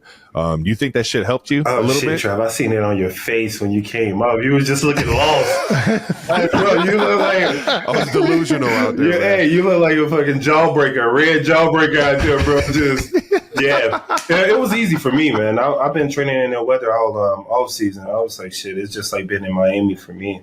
Well, the Chiefs' defense has only allowed 33 points in their first 3 games. Okay, now. They've only given up 3 touchdowns. You guys are rolling. Is the Chiefs' defense underrated? Like, is it not talked about enough? Well, when you think about it, when we have fucking Pat Mahomes and Travis Kelce on offense scoring so many damn points, we got Taylor Swift at the game. Who gives a damn about the defense, bro? Honestly, who gives a damn about the defense? I care, Chris. We love you, Trav. I care about the defense, Chris. But that's all aspect of it. Who's paying attention to the defense? They want to see touchdowns thrown. They want to see the Swifties going crazy. You know what I mean? So it's like this dude, Chris, man. I'm just saying. I'm calling a spade a spade. He's not wrong. You're not wrong. Funny, man. I know I like to see Stone Cold get some sacks, baby. Hey. Definitely. Fire me up, man. Fire me up. You guys and Spags have been rolling, so keep it up. As you know, Chris, this is not like a typical interview. We just want to have a conversation. It's obviously going to be focused on you. We're not good enough to actually interview you. Yeah, we're not professionals by any stretch of the imagination. It's all good, man. Right on. Let's hit our first topic, man. No dumb questions, because there's no dumb questions. Just dumb people. All right. Now, before we intro this very serious interview, No Dumb Questions, Just Dumb People is brought to you by Buffalo Wild Wings. Let's go, Sports Bar. That's their slogan. Okay. See, I'm here you can't hear that and not do it. Since you are Chris Stone Cold Jones, we had to find some time to talk a little WWE with our dumb question from MT Barry on Twitter, who asked, what NFL players should be in the WWE after retirement? You got anybody off the top of your head that you think would be, perfect for a showman role in the WWE? George Kittle, man. I can see him. That's the first one I think of too. Kittle's already, whooping ass. Yeah, I can see Kittle. And, he was on WrestleMania this past year in Dallas, I believe. Yeah, it's very fitting for him. Kittle for sure. I'll tell you what, DK Metcalf looks like he's fucking, you know what I mean? He definitely looks apart. Jump off the top rope and fucking stunner somebody. He's got a mannequin body. His body is like a mannequin dog. Mannequin body. It's crazy. It's like hard plastic. I don't know what it is. Yeah, I don't know what it was about. I think it was the steroid era of growing up in the 90s, where it looked like every single wrestler was just the biggest, strongest human being in the fucking world. Well, that's 100% what it was. Absolutely. Yeah, I don't know if they're doing that quite as much. I don't know if they're doing that quite as much now. Chris, I got to ask you this: where did your nickname come from? Where did Stone Cold Jones come from? Do you know? Did it just start happening, or? Actually, Dave Grutman from Miami, and I had this Instagram handle. It was like fucking D. Chris Jones, 96, MSU. Like he was like, we got to change it. Your typical one, yeah. We got to make this. It was unique. like Stone Cold Jones, and I was like, all right. And then everybody just started calling me Stone Cold. I'm like, I was a huge wrestling fan, but you know what I mean? It just fell with it. No, it definitely does. Was Stone Cold always your go-to growing up? It was between him and The Rock. I used to go to class and do you smell? What The Rock is cooking? It's cooking, man. I used to do that in the middle of the class, second grade, before they kicked me out, man. Hit him with that eyebrow? Bro, I never could get it down. Across the fucking room. I never could get it down, man. Too funny, man. Who's the tag team? Who's the tag team group? Who do you think is like, if there was a tag team in the league that would be in WWE? Tag team. Who's a good tag team? I'm saying you and Colin Saunders. I was about to say me and Colin Saunders would be the fucking best tag team. Talk about showmanship, athleticism. Oh my fucking goodness. Colin doing it. The world doesn't know what they're missing. The world doesn't know what coming off the top ropes. doing his thing down there in New Orleans. He's the only 300-pound man I know that's out here just doing backflips in the middle of practice. Yeah. He is surprisingly athletic for how short and stubby. Man. I mean, just like... Dude, 340, bro. 340. 340, man, out there moving. I did not know it was that big. Yeah. This shit's so impressive, man. Let alone running sideline to sideline and hawking shit. Shout out to Sir Big, man, down there in New Orleans. All right, let's start it off at the beginning. Draft day. We talked to all of our guests about their draft day experience. Yeah. Let's talk through your experience. Obviously, you're at the draft. You're selected 37th overall in the second round of the 2016 draft. Do you remember the guys that were taken in front of you? Like, do you keep receipts on that? I kind of do. I know it was like the forest. Yeah, you have to, right? Just a little bit. Keep you that have edge, to, right? You know. Yeah, definitely. So which team? You don't have to name names. Just say what teams that you like notice. Like, oh, they passed up on me. All right. The Cleveland Browns. I'm looking at the Browns, bro. Come on, I met with you guys. You told me you was gonna get me. Yeah, fucking pig. Oh, and they fucking pump they pump fake me, bro. They threw me the fake alley hoop, threw it off the backboard for themselves. Who they end up taking? But yeah, the Browns, the fucking the Jacksonville Jaguars, bro. I met with the owner. He told me he started the bumpers and everything. I got a little emotional about it. And I'm like, this is real connectivity right here. And I was like, yeah, I'm definitely going to the Jacksonville. Like you were a part of it, and then they just... Bro, they passed on me. And then the Chiefs, they act like the girl that never really liked me, but they was just giving me the time of the day. And so I was like, cool. They offered to take me to dinner. Consistency always works, yeah, Chris. They offered to take me to dinner, bro. And I was like, I don't really want to go to the Chiefs, but I'll go. I eat with Ryan Nutt. Honest to God, bro. John Dorsey called me. Woo. And he was just like, JD, what the fuck are you going to do? Oh, you already know how he talks. I was like, nothing right now. I'm not even on the team. So I didn't know what to tell him, but I had dinner with them. That was the last team that I thought was going to get me, man. But I had like the Jacksonville Jaguars in mind and the Cleveland Browns. That's crazy, man. Well, if you would have went to Cleveland, I could have helped you out, man. Right? Anything you need in the city, baby. I know. We know some people. The Heights, baby. The Heights. Sure. Well, when you finally were picked, you danced on stage and gave the Goodell a huge hug. The commish. What'd that feel like? Finally, actually getting your name called, the call, everything. You happy? Were you frustrated? Like, what was it feeling on I was draft a little day? drunk, and yeah. After I realized I wasn't going in the first round, I got drunk that night, passed out. I was like, you know what? Woke up a little hangover, and I took another sip. Me and my boy taking a sip before it all goes down. I was a little nervous. It's the best way to get rid of a hangover. Jump back on the train, baby. I got my name called. I was a little nervous. I didn't know if I should be excited or cry. So I'm looking at everybody like, what should I do? The alcohol was talking to me, man. So I see Roger, and I'm like, man, give me a hug, please. And oh my gosh, he looked like a fucking rag doll when you went up there, dog. That shit was, I remember like it was fucking yesterday. Yeah, man, it was a good feeling. I'm glad the fucking Chiefs got you. I can only imagine what it's like going up to you. Jason, how is it going up against Chris? You have a fun time? Come on, man. You know it ain't fun. It's hard as, I mean, so we're supposed to get to this later, but I still remember we played you guys in 2017, and it was Chris's second year.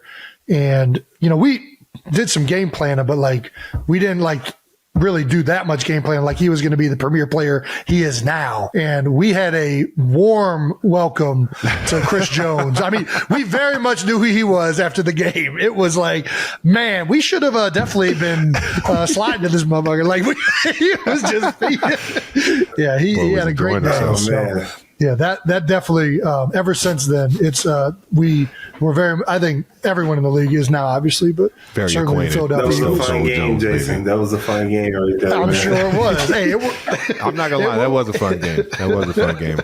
I hit a trampoline at the 5-yard line. That shit was exciting. Dude, why do we got to bring this back up? It's all good. We still love you. Oh, sorry. I'm sorry. Are you kidding me? The best center in the league. Where are we at here? If we're sticking to it, it's the combine.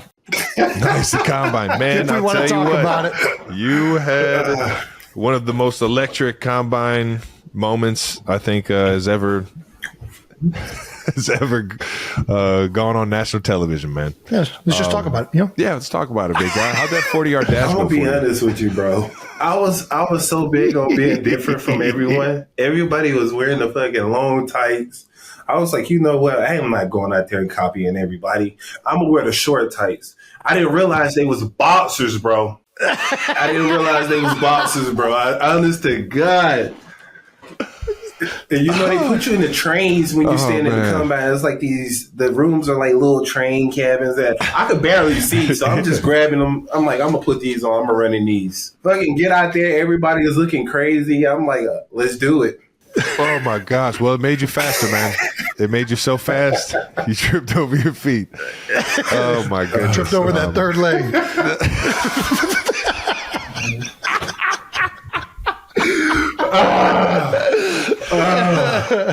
Tripped over and just jumped out, man. That shit is so fucking funny, man. I'm not gonna lie. We were dying laughing. When you first, the face you had when the camera came up to you, I believe you said it right there in quotes, like my dick fell out. I think that's what you said right after. Exactly what I said. I didn't even believe it. I was running. Well, I'm looking at the 40, and all of a sudden I feel it. I feel it touch my leg, and I'm like, oh shit. So I try to cuff it and take the dive. You know what I mean? Because I know little kids watching. And my God. Put your dick away, Chris. I gotta say, how blessed you are to even be able to describe it as though your dick fell out. Because I don't even think I could describe that adjective for mine. I don't think it could fall anywhere like that.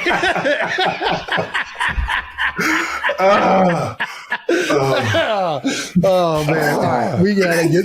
Damn, that's some good shit, man. Oh, that's some good shit. Hey, man, what are you thinking about the kids, man? Put that shit away. That shit. I mean, that is crazy. Like, what would be going? I mean, I guess that is what's going through your head. You're like, oh my gosh, there's kids watching, there's families here. I mean, that had to be crazy. I was quoted to Sports Illustrated 2017. My dick came out. I looked down and the Hummer is out. The Hummer, man. Stone Cold, you're the greatest, man. Yeah, man, it was a lot of fun. Man. All right, before we keep going, we need to shout out our sponsor, Prize Picks. Prize Picks is a skill-based, real money daily fantasy sports game. Yeah, Prize Picks is the most fun way to win money, motherfuckers, in football season. That's right. You just select 2 or more players, pick more or less on their projected stats, and place your entry. How about that? Quick withdrawals, easy gameplay, and an enormous selection of players and stat types are what make Prize Picks the #1 daily fantasy sports app. Numero uno. And now for the portion of this ad read labeled personal experience to be read by talent outside of Jason and myself. Please bring in our personal experienced intern, Brandon.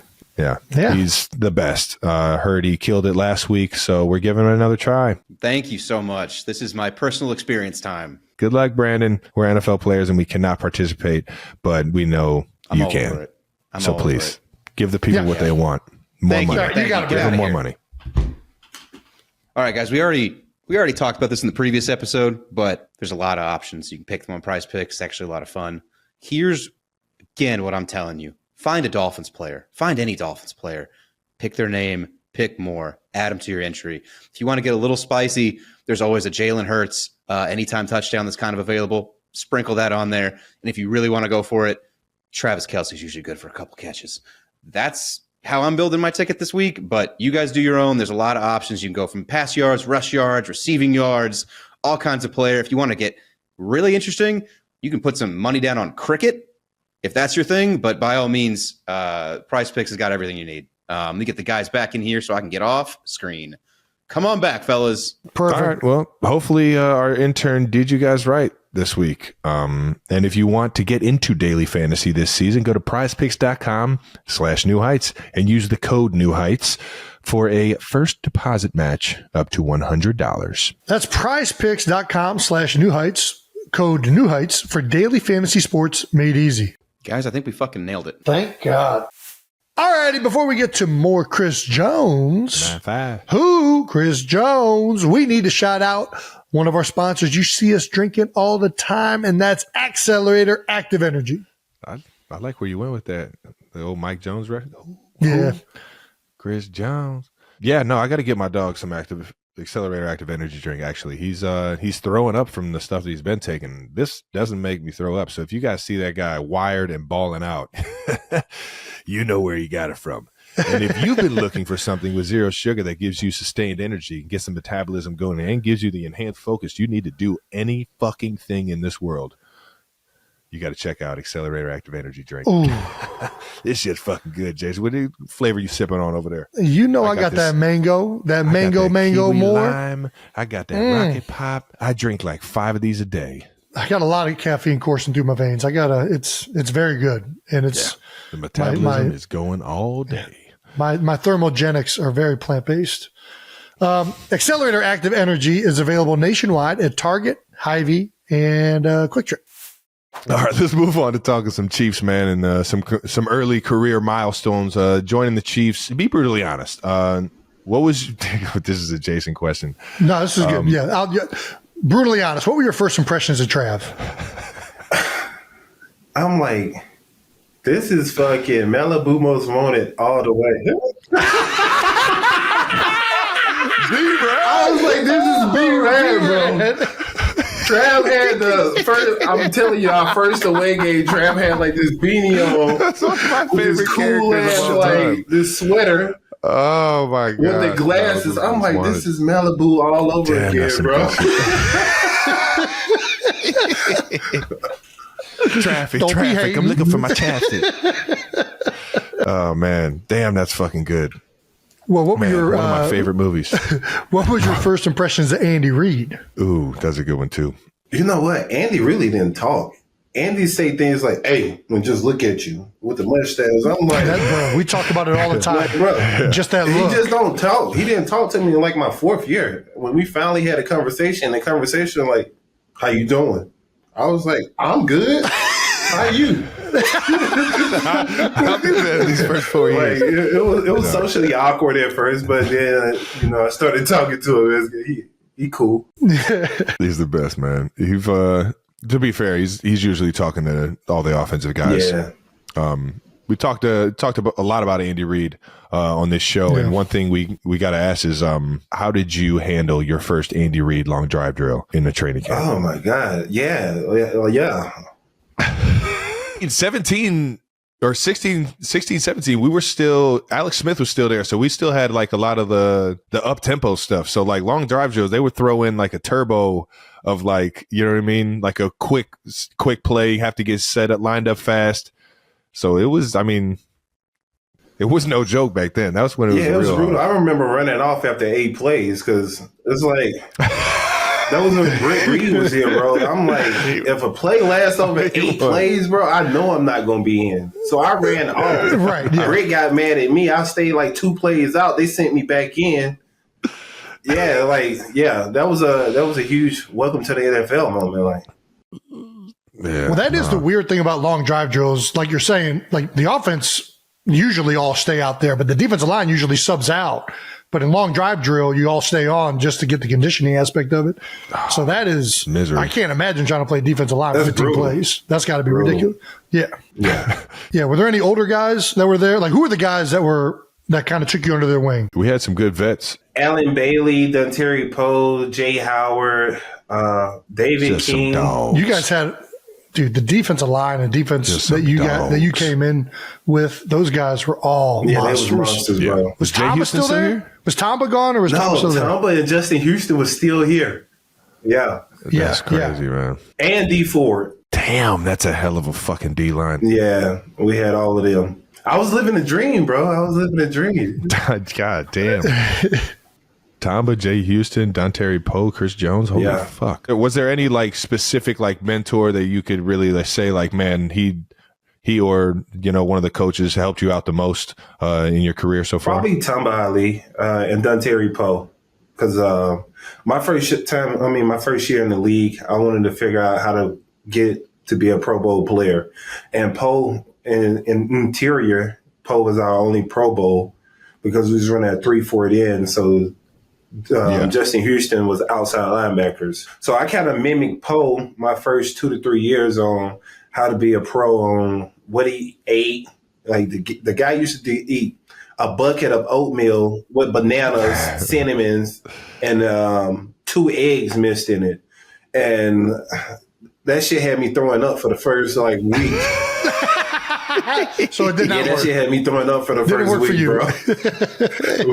John Terry that's another 340 pounder that's out here fucking moving, man. Yeah, John Terry Poe. He was a stud. What was your reaction to getting to the league? Obviously, being a 5-star, being one of the heavily recruited guys coming out of high school, one of the biggest names coming out in the draft. But that D-line we just talked about, there's a lot of star-studded defensive players right there. And you, I don't think you started off as a starter, obviously working your way into that role. But did you feel like awkward not playing as much or being the stone cold from college? You know what? It's a gift and a curse because I didn't start till my 3rd year in the league. And I was getting 14 plays my first year. I was getting 20 plays my second year. And I just took it with stride. I was like, you know what? These little 14 plays I'm going to make sure I'm the best pass rusher out there. Go crazy. I'm going to go so crazy. I'm going to hype up the crowd. That's where I got from pumping up the crowd. I was coming in on 3rd down, only a 3rd down specialist. I'm going to pump up the crowd, do whatever I can to get remembered for these little 14. Yeah. And I was like, they eventually started going up throughout the year. So it was I didn't expect to start when I got here. The veterans, they be a little salty when you first get in here. You're a young buck. And they want you to kind of earn your reps. So I was like, I respect it. I don't mind coming off the bench, only playing on 3rd down. That's when the lights are on, baby. That's Money when the down. show really starts. Yeah, you earned your first start, week 6 of that season. And you got a sack the following week against Andrew Luck. Was that your first sack in the NFL? Yeah, Andrew Luck? what's crazy about that, bro? They started me week 6, and I came off the bench in week 7. So it was damn. Yeah, that was my first sack against Andrew Luck. That's dope, man. I feel like Andrew always has something to say when guys sack him. Did he say anything? Did he say anything nice? Don't remember. Did he compliment I ran you? around the whole stadium out for 1 sack, bro. I was pumped. I didn't even care what he said. I was like, this is it. This is another question. Do you have a welcome to the NFL moment? You know what? I do. It's probably 2016. We was playing the Tennessee Titans. And I don't even remember who was the offensive lineman. But I was taking it was like a pass rush. I was taking an inside move. And I didn't see this guy. And he's fucking clapped me. The center did. Yeah, it stood over me. It's probably Ben Jones. Yeah, bitch, welcome to the NFL. I'm like, oh, I'm sorry.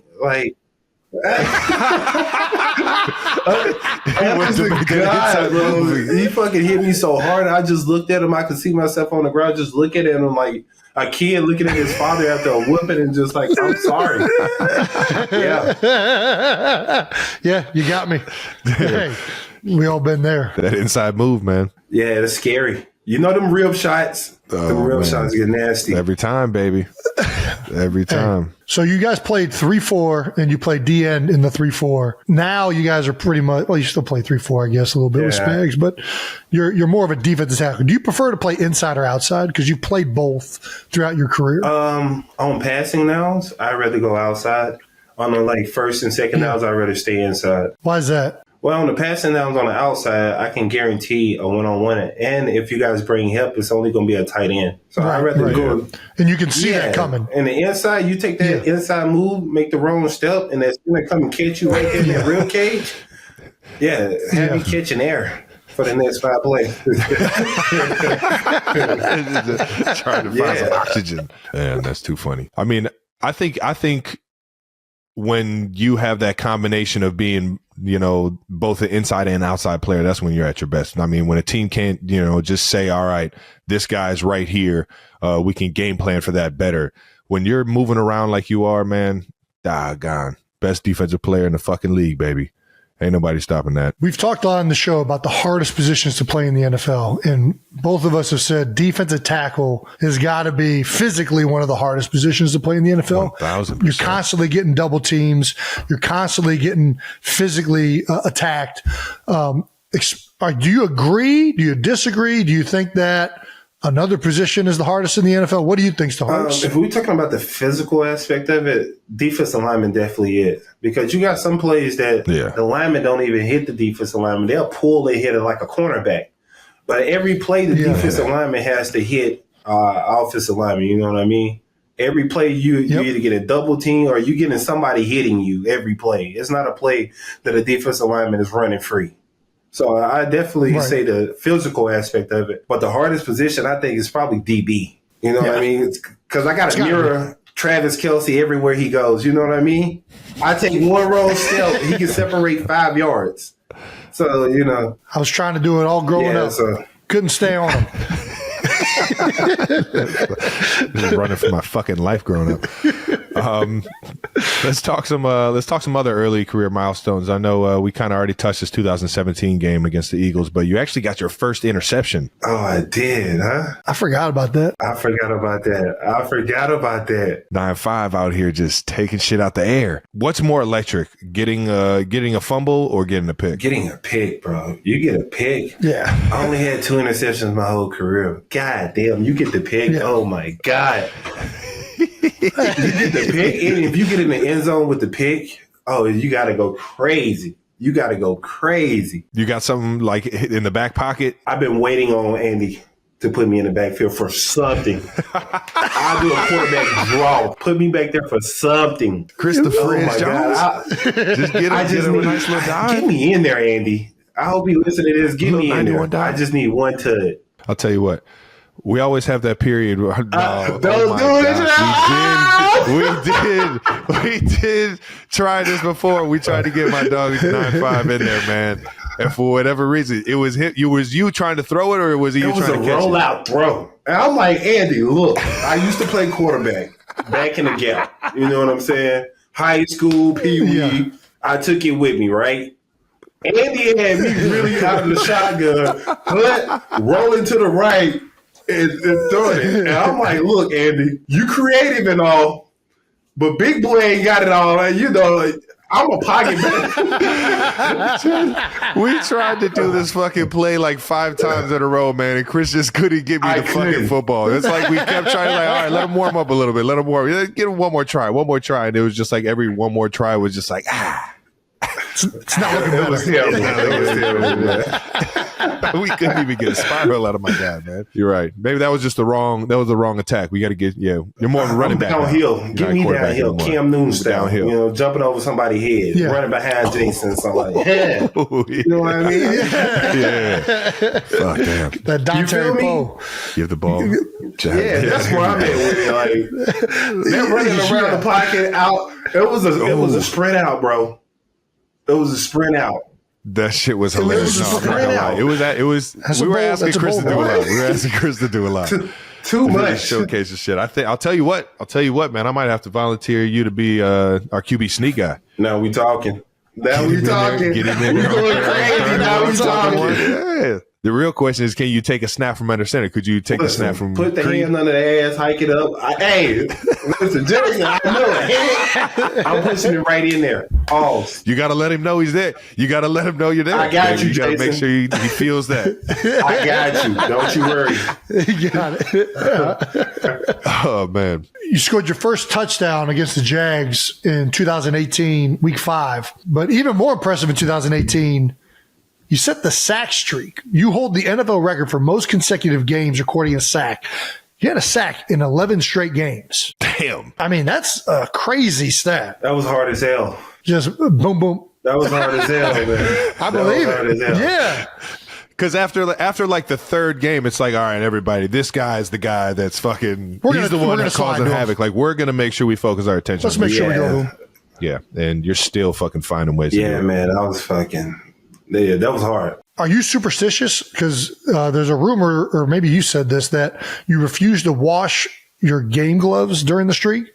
Like you that was true. That's true. So you are superstitious. Ass, bro. They smell like ass. Dude, we grew up playing hockey, so we know what some fucking sweaty ass, nasty ass gloves smell like, man. Terrible. Do you have any other superstitions? Like, do you have any like pregame rituals or anything like that? I take this fucking pre-workout It's like I put all type of crazy shit with your mountain water, man. You know it, the mountain water, bro. The shit had me throwing up this past week. That's the downside sometimes. Take too much. Hey, listen, man. We just got to get you hip to this good old Accelerator Active Energy drink. I got to give me some, man. I got to give me some. Get it. Quick Trip Myers or any gas station near you. No, I'm with you on the superstition on the gloves a little bit though. Like if I drop a ball, I'm like, get these things don't work. Get these fucking off of me. Yeah. Fuck these gloves. And if I score or I catch a whole bunch of balls and I'm like, yeah, I should probably use these again. You gotta save them. You gotta save them. What else we got here? Super Bowls. Ooh, that's right. Super Bowls. Let's throw it back to the Super Bowl. We're going to start with the fun one. Down in Miami, the fun one. This was a fucking fun one, man. Going back down to Miami. Obviously, you live down in Miami, right? Yeah, I do. So going down to Miami, almost 1 year earlier after losing to the Patriots in the AFC Championship. God damn, you just had to fucking throw that in there, didn't you, intern Brandon? That hurt. You were quoted saying, "We will win it next year," though, and called your fucking shot, my dog. You've tweeted a lot of bold prediction over the years. Do you you do that to motivate yourself, or you just like to fuck with people? No, man. I just really, it's a little bit of both. You know, you got to fuck with people. Nice. You like to stir the pot a little bit. Yeah. A lot of people is like, oh, this motherfucker might be on to something. And a lot of people like, oh, he bullshitted again. Don't start this bullshit, Chris. So it's like, it's a catch-22, man. But a lot of shit usually end up happening, man. Heck yeah. Hey, speaking into existence. Every single time. Let's talk leading up to that Super Bowl. It was the first time both of us were on that big stage. Chiefs hadn't been in the Super Bowl in 50 fucking years. God damn, I forgot all about that. You don't let pressure get to you, but was that game any different for you? It was, man. It was the fucking Super Bowl. Damn, in Miami. The week before. My God. Oh. Damn. I don't think you can actually like talk about it enough about the feelings that you have just getting up to that motherfucker, because we had to face Derrick Henry. And that fucking when Henry was fucking running through, stiff arming everybody in their grandmothers. Everybody. So it was like the Houston Texans game. You had to overcome that. It's a lot we had to overcome just to get there, man. It's crazy. Yeah. Oh yeah. You were also recovering from a calf injury. Was there any like, I don't know. I remember it happened during practice. The last play. I think I remember that one. Yeah, I've been there. Last play. I've been there, unfortunately. But you were able to fucking play, man, and thank God. That week, that Super Bowl, did it surprise you, the type of like media stuff, the everything? Was there any like big surprise or like some eye-opening things that you still remember to this day going into playing that game? Fuck, I think the media was a little OD. I thought we was going to get, you know what I mean? I thought we was going to get a little more time to just, you know what I'm saying, chill, enjoy like 48 hours of like. Get ready for the fucking game. mean? But the media thing is a little like a bit too much on Super Bowl. You know, everybody want to interview. You got selected times that you have to do with the media every day. But other than that, it was fucking Miami. The sun was out. We was in it playing Welcome to Miami. God. Shit. It was a vibe. It was a vibe. Nah, it was legendary, man. Well, obviously, we don't really even want to talk about this, but I'll fucking tee it up. Fuck it. Super Bowl 55, obviously winning Super Bowl 54 down in Miami. Absolutely electric. We go to Super Bowl 55 in Tampa, COVID year, so it really doesn't count anyways. I never wanted to win another Super Bowl more than I wanted to fucking win one after that loss, man. What was your mindset after that game? If you after the loss, if you can remember. Oh, yeah, fuck, man. After we lost to Tom Brady, man, I'm like, fuck, we got to make it back the next year. We got to make it back the next year, bro. I think everybody mind frame was like, fuck this. We actually, because we was ready for Tom Brady. Early that season, we thrashed their ass. So we already going in like we're going to beat the fuck out of these boys in Super Bowl number 2. It's hard to beat. Yeah.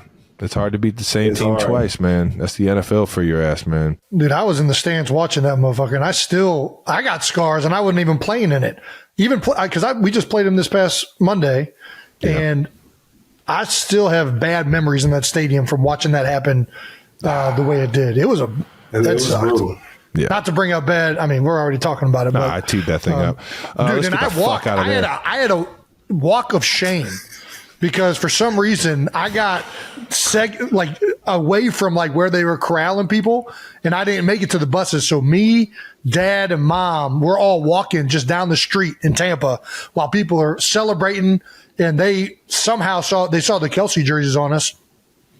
And bro, I mean, you want to talk about ruthless? We are getting just crushed by the Tampa Bay fan base. Getting just attacked by the Florida man. It was crazy. They attacked the buses too, man. It was crazy. Yeah, that shit was that was wild. That was It was weird that it was a home game. Yeah, that was interesting. Because that happened twice. It happened that year, and then was it the next year that LA won it? The year after in LA. Yeah. I guess now we can talk about the this last one. Go ahead, Travis. You just took us down memory lane, so we might as well just make it miserable for you too. Did you get sick of people calling it the Kelce Bowl? No, man. It was a special thing, bro. We did. We were so fucking over special thing, man. Your mom was there to enjoy it with you guys, bro. And you got to ask yourself how many times in history that's going to be able to happen, bro. You know what I mean? That's nuts. That was fucking insane, nuts, bro. It was crazy. Which one meant more for you, the first one or this last one? I think this last one for me personally, because the year before that, we played the Cincinnati Bengals. And I fucking missed Joe Burrow twice. And the motherfucker posted a picture talking about Cartier glasses. I can't even look at you. And the picture was fucking of me diving, looking like a goofball Jamal diving for his ankles. I'm like, okay. Yeah. Fired him up. Well, last year. Took some receipts. Yeah, he definitely. Yeah, we hold on to receipts now. We do. Yeah. Big time moment, fourth quarter, big drive. Who's sacking Joe Burrow? I needed it, bro. I wanted nothing more than just that moment again. I wanted nothing more. And it happened, bro. It happened like full circle, honestly.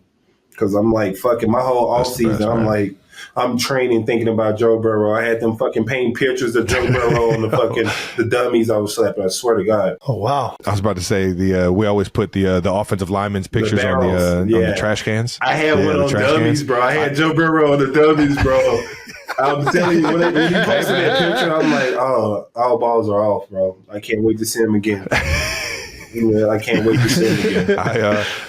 Jason, when we played you guys, I actually took the picture and hung it up in my locker. So you're in my in the back of my locker. That's great to know. Like, Jason, you previously said that you didn't pace yourself very well during that first Super Bowl parade. I don't think any of us did. It was so fucking cold that we were just absolutely just devouring beers, and I know Jason blacked out and gave one of the greatest speeches ever. You said you got started before the bus even moved. Did you make any changes in your strategy on the second one around? Oh man, I'm gonna tell y'all this crazy ass story about the first Super Bowl, man. I got so drunk, and they take us to downtown to like this place to just have a few vibes and everything. I end up falling asleep. Nice, solid. All right, we got back on the bus on the stage. We going back, and I get back to the facility, and Brian Schaefer, I head security, and I was with Anthony Hitchens and his wife, and we get in Hitch. I remember him saying like the Uber is about to come pick us up, but it was Brian Schaefer. He was in the front. So it's like, I'm looking at Hitch. Our head of security is an Uber driver? I'm looking at Hitch like, damn, we done fired Shape already? So I'm feeling sad. We just won the Super Bowl. Why we fired Shape? Shape already? And I'm looking at Shape like, oh my God, I think this is Shape. Shape had his glasses on, so Shape turned around and was like, jackass, it's me, Shape, your security. And I'm looking at Hitch like, yeah, they done fired this fool. So hey, like, so it was a whole little crazy thing, man. I fucking thought Shape was our Uber driver. My dog. It was a lot of fun, man. In a different stratosphere, man. You were in a different stratosphere. You're on a different planet that day. On cloud nine. Deservingly so, baby. When we went to the White House after this most recent Super Bowl, what were you thinking when you saw me go up to the podium? I thought you was about to fucking give the speech trial. I think we needed that. We needed that, bro. If you go back again, you got to get up there and say something for the people, bro. Why not? And why not? You already know. What should I hit it? What should I hit him with? I was thinking I was going to hit him with a conspiracy. Oh, which one? Conspiracy. Which one? Yeah, where are you going? Conspiracy. Aliens are among us. Just duck out. Oh, you'll fuck them up there. You'll fuck them up, bro. Just fuck them all the way up. Just hit him with a whole bunch of just random ass conspiracy. Would you have stepped in for Pat? Like, would you have you wouldn't have taken me from the mic. There ain't no way. You let me shine. I needed you to do this. I needed you. I was right there behind you like fucking security, standing tall and still embracing it. I was there for you, bro. I knew I only had like 5 seconds before their security would have fucking speared me off the fucking stage. Oh my God, he would have definitely football tackled your ass. But don't worry, I would have put him in the fucking headlock so fast. I got you, bro. I'd have been I'd have turned into fucking game mode and start shaking everybody. Been WWE style at the White House. Damn, that would have fucking been a scene. That would have been a scene, man. That would have been a real scene. Legendary. White House, get ready, baby. If we win another one, it's coming. All right, not sure if you heard, Travis, but we're in the midst of the NFL football season. And you know what I love to do during the football season?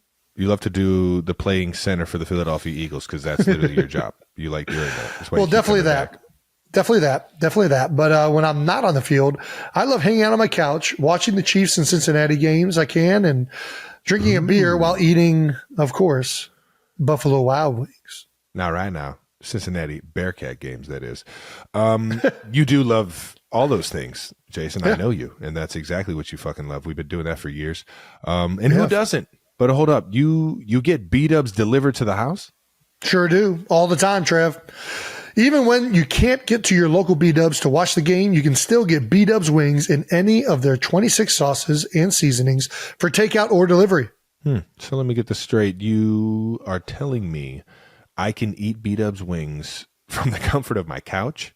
That's right. Don't even got to leave your house.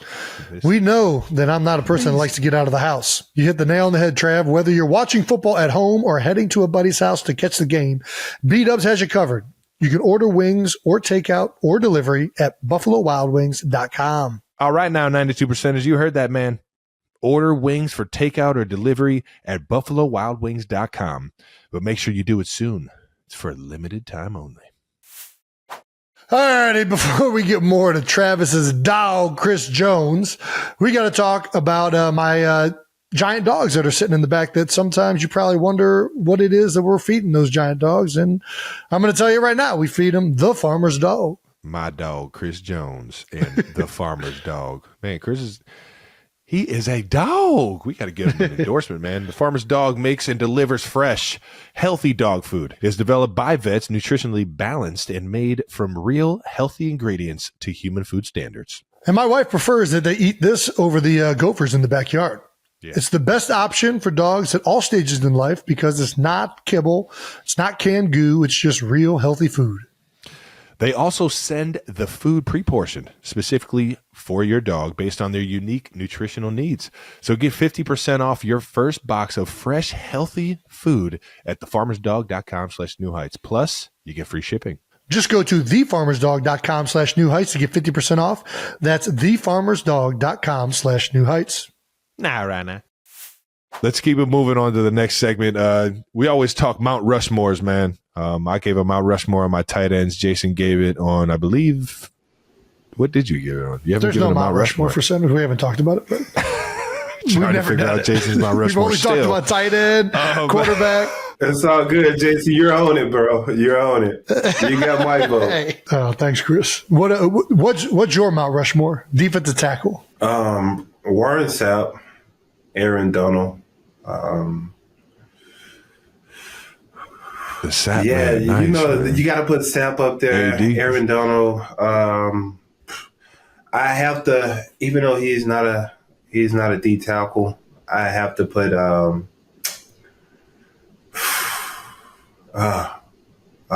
want to put him. I'm not even going to do it. I'm not going to do it. No. All right. I don't know, man. It's not many D tackles that you can look and be like.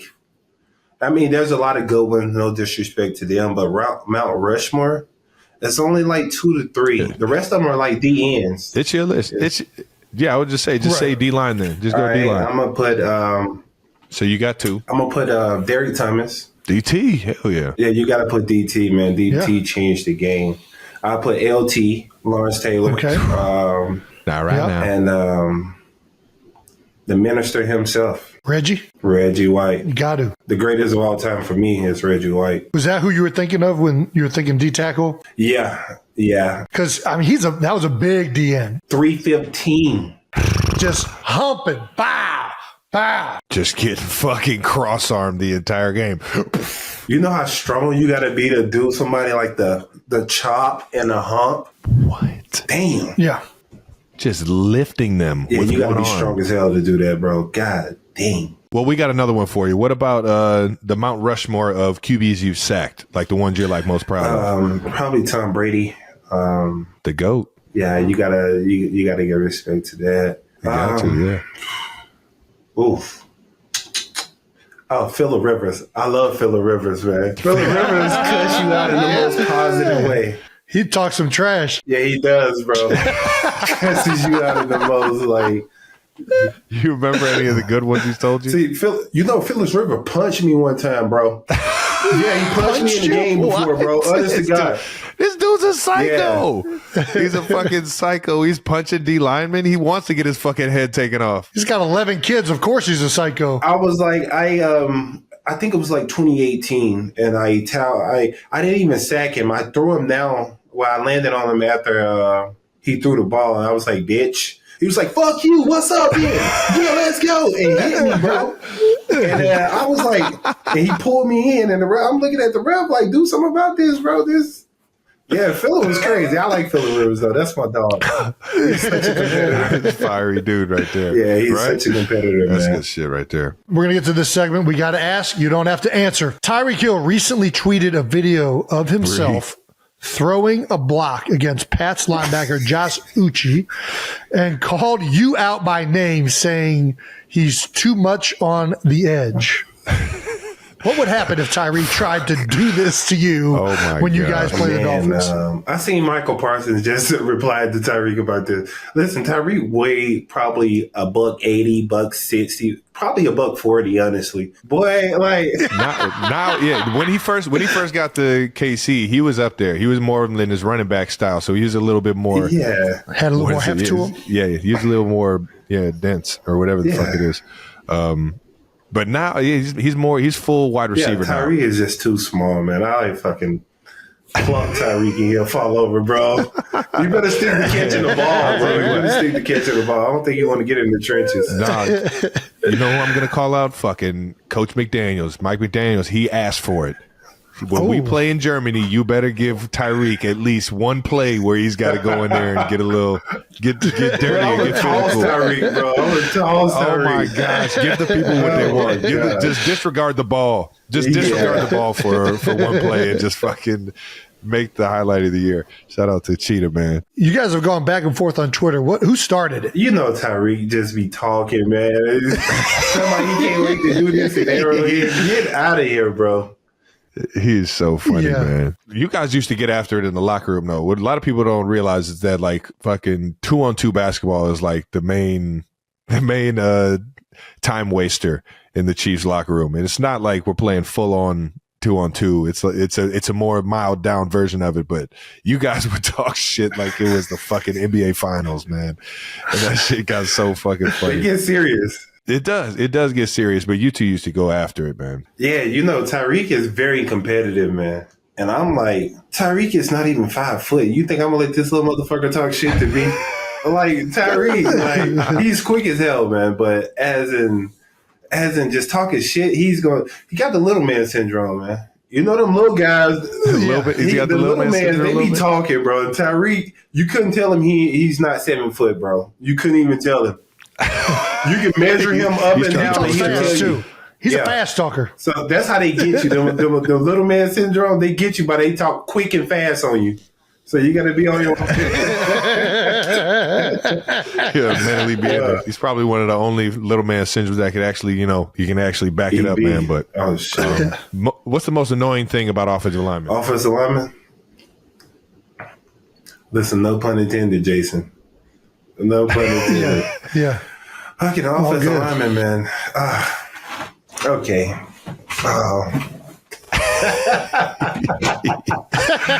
What can I say that's nice? The holding, man, the extra curriculum with the holding. Because you got some, it's just like, after the play over with, they don't even want to fucking see you by them. But you got some who don't care. You try to run to the ball, they going to hold on to you. And I'm sorry, Chris, man. You know, I'm just doing my job, man. Just doing my job, yeah. You know what I mean? Yeah, that's probably the most annoying, man. I think that's fair. I think that makes complete sense. All right. Well, you've talked about wanting Andy to put you in for an offensive snap. Who will get an offensive touchdown first? You or me? Oh, shit, Jason. I think I might get you on this one, dog. They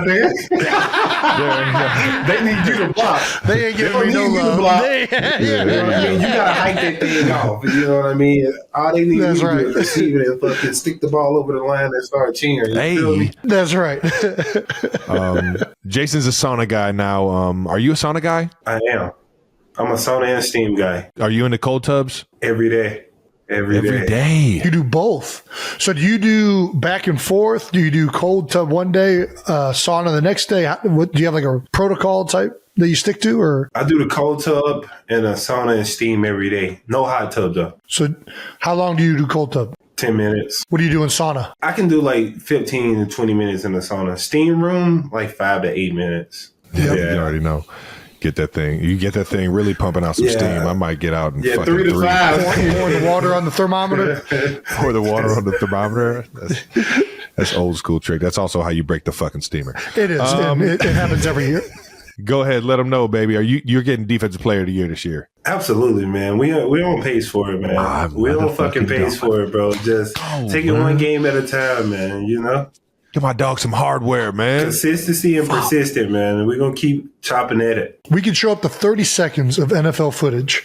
What 30 seconds of Chris Jones footage should we show? Shit, me and Frank Clark joking about kicking your house in and laying on your front porch. That's all you need to see. Dude, damn, man. That's another fucking tag team, man. Fuck, I forgot all about my dog. Yeah. Frank is the absolute fucking best. Man, they just had a rough one last week. 50.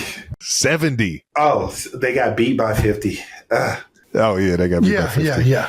Oh, 50 Yeah, that's a tough one. That's a tough outing. There's a video that went around where you are frustrated that you weren't top 5 in this year's NFL top 100 list. Where should you have gone? I think I should have been top 5, honestly. The only reason I say that is because when you're able to still have success that has the highest double team rate, which means that you're getting double team more than anyone and still able to produce, it's like, damn. Yeah. For defensive end, that's a little easier. No, I know. Because you can kind of plan like where the tight end is going to be. If the tight end is on the line, you can get outside the tight end. You know what I mean? So it's like, as a D tackle, you can't duck the fucking double team. You're not ducking anything. They ain't no hiding down there. You got to take that shit on. You know, so. What's the highest you think a center should be ranked? A center? I think a center could be top 10. If he's that impactful on the offensive line. You know what I mean? I do. I know what you mean. Jason doesn't even think they should be on the top 100. So I just don't think we're that valuable. You got to go quarterback. Quarterbacks, receivers, tackles, D tackles. We're helping out too much. Well, Jason, I only say that because a lot of young quarterbacks are getting so much help from the centers on directing the line of scrimmage. That's a very fair point, Chris. So it's like, a lot of times it don't even be the quarterback that even knowing where to slide to. It'd be the center directing the line and making the quarterback look good. You know what I mean? So it's like, the center kind of makes everything go. Smart man right there. I've done this just as much as our buddy George Karlaftis does it, but he compared you to Shaq after the Chiefs' first win of the season this year down in Jacksonville. Is that an accurate comparison? Do you feel like you're Shaq, or can you shoot free throws? Do you think it's fair? Or you think he's cutting you short? It's a fair comparison. You know what I mean? Which Shaq are you though? Orlando Magic. Orlando, you know it. That's the fucking before the knee brace. Before the knee brace, you know what I mean? Running the court. Oh man, absolutely. You getting compared to any Shaq is fucking It's dope, amazing, but definitely right? the Orlando Shaq. Yeah. I can see that one for sure. You're running up and down the court 100%. You're pushing the break. Absolutely. Are you surprised how many times that Jason, goddamn, I tried to steal your question.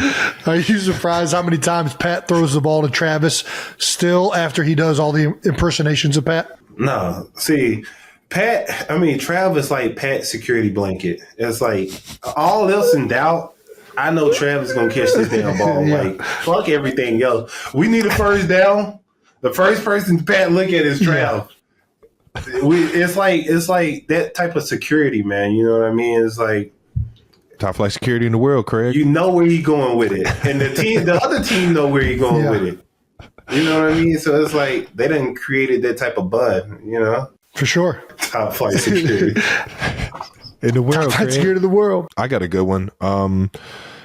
If you weren't playing football, what do you think you'd be doing out here in this Bro, world? I done watched Wolf of Wall Street so many fucking times, bro. I swear. Finance? I'll be in You the get into penny finance stocks? world. I've been watching Suits. I'll probably be a fucking lawyer or some Do crazy. you think you'll get into Some Oh crazy, my man. God. Your voice in the fucking courtroom would be fucking classic. Me representing one of my clients, like something where I have to wear a suit every day. Something crazy. There's a lot of guys Nice. when they get He's done getting dapper. that go into finance. All right, guard Brandon Brooks just he's getting his master's over at Wharton. Hell Would you yeah. ever do something like that? Hell yeah. Are you that into it? Probably so. Yeah. Probably That's so. cool. But probably Heck post football career, I'll probably be in the broadcasting Oh, booth. okay, there you go. Probably be in the booth down. Nice, man. You know what Get I my mean? guy in the booth, baby. We're Let's go. brought to Us you three live, right me here. and Travis Kelce, NFL Sunday Night Football. It's got a good ring to it. I'm not gonna lie. Be the most entertaining game anybody's ever watched. We got that. Shit. It's gonna be fun. All righty. You tweeted after week 3 win. Let's go. I'm bumping Taylor Swift tonight. Did you bump T Swift after this last week win? Hell yeah, I put it on. Straight up. Fuck my dog. Hell yeah. I'm talking about, man. That's why Straight we're up. fucking family, baby. Oh, man. Dub City, man. Keep these things going. Let's go. Let's keep this thing moving. Stamp of the week. Moving on. Let's wrap this thing up by handing out our New Heights Stamp of the Week. New Heights Stamp of the Week is brought to you by Accelerator Active Energy Drink, because everyone knows you need Got that enhanced rocket focus, pop. sustained energy, and of course, plant-based thermogenics when it comes to taking your game to new heights. All right, Chris, as you are the guest, you get to do the honors of the stamp. It can be any player. Oh, shit. It can be any player you think is taking their game to new heights, a coach, someone that has helped you take your game to new College, heights. NFL. Yeah. Somebody in the community. This is your stamp. You can literally stamp whoever just taking their game to new heights in any world. When Gronk was on, he named Bobby Goons. So it's whoever you want. I know Goon crazy. Goon crazy. I'm gonna go with Joe Cullen, man. Fucking Nice, man. what he's been Let's able fucking go, Coach Cullen. to do with the defensive line and week in and week out, and got how he got those boys playing, man. I fuck with Joe Cullen. There we go. Just a fiery. This I have to imagine that he's from the East Coast with that voice. Yeah, he do. He bite his lip when he talk. Yeah, he's straight up from the East Anybody that Coast. bites their lip is an intense motherfucker. Yeah, intense as fuck. Damn it, George! You just hear him screaming George the entire time at practice. The best, man. Him and George are fucking tandem, to say the least. Fucking Joe Cullen. Shout out to Coach Cullen, taking the game to new heights, baby. Always love giving the positional guys the fucking love they deserve, man. Well, Hell yeah. that wraps it up. Thank you for tuning in to another episode of New Heights. And more importantly, thank you to Chris Stone Cold Jones for coming on the show. Yeah. Absolutely killed it, as he does with everything. Make sure you subscribe to the New Heights channel on YouTube so you know when new heights or new episodes are coming out, and listen and subscribe wherever you get your podcasts. You know, I can't thank you enough, Stone Cold. I appreciate you commiing on, baby. My man. Once again, New Heights is presented by Wave Sports and Entertainment and brought to you by our friends at Accelerator. I'm dead serious. You might want to try this next game so you're not Fuck just with me, yakking bro. up all you Put ate something for in my lunch. locker. Send me some, man. I got you. Thank We you. got you. Follow the show on all social media at New Heights Show with 1S for fun clips throughout the week of this amazing episode. Appreciate the time, Chris, and thank you to our production and crew for always making us look good. To the 92%ers, we'll see you next week, baby. Take care. Yeah.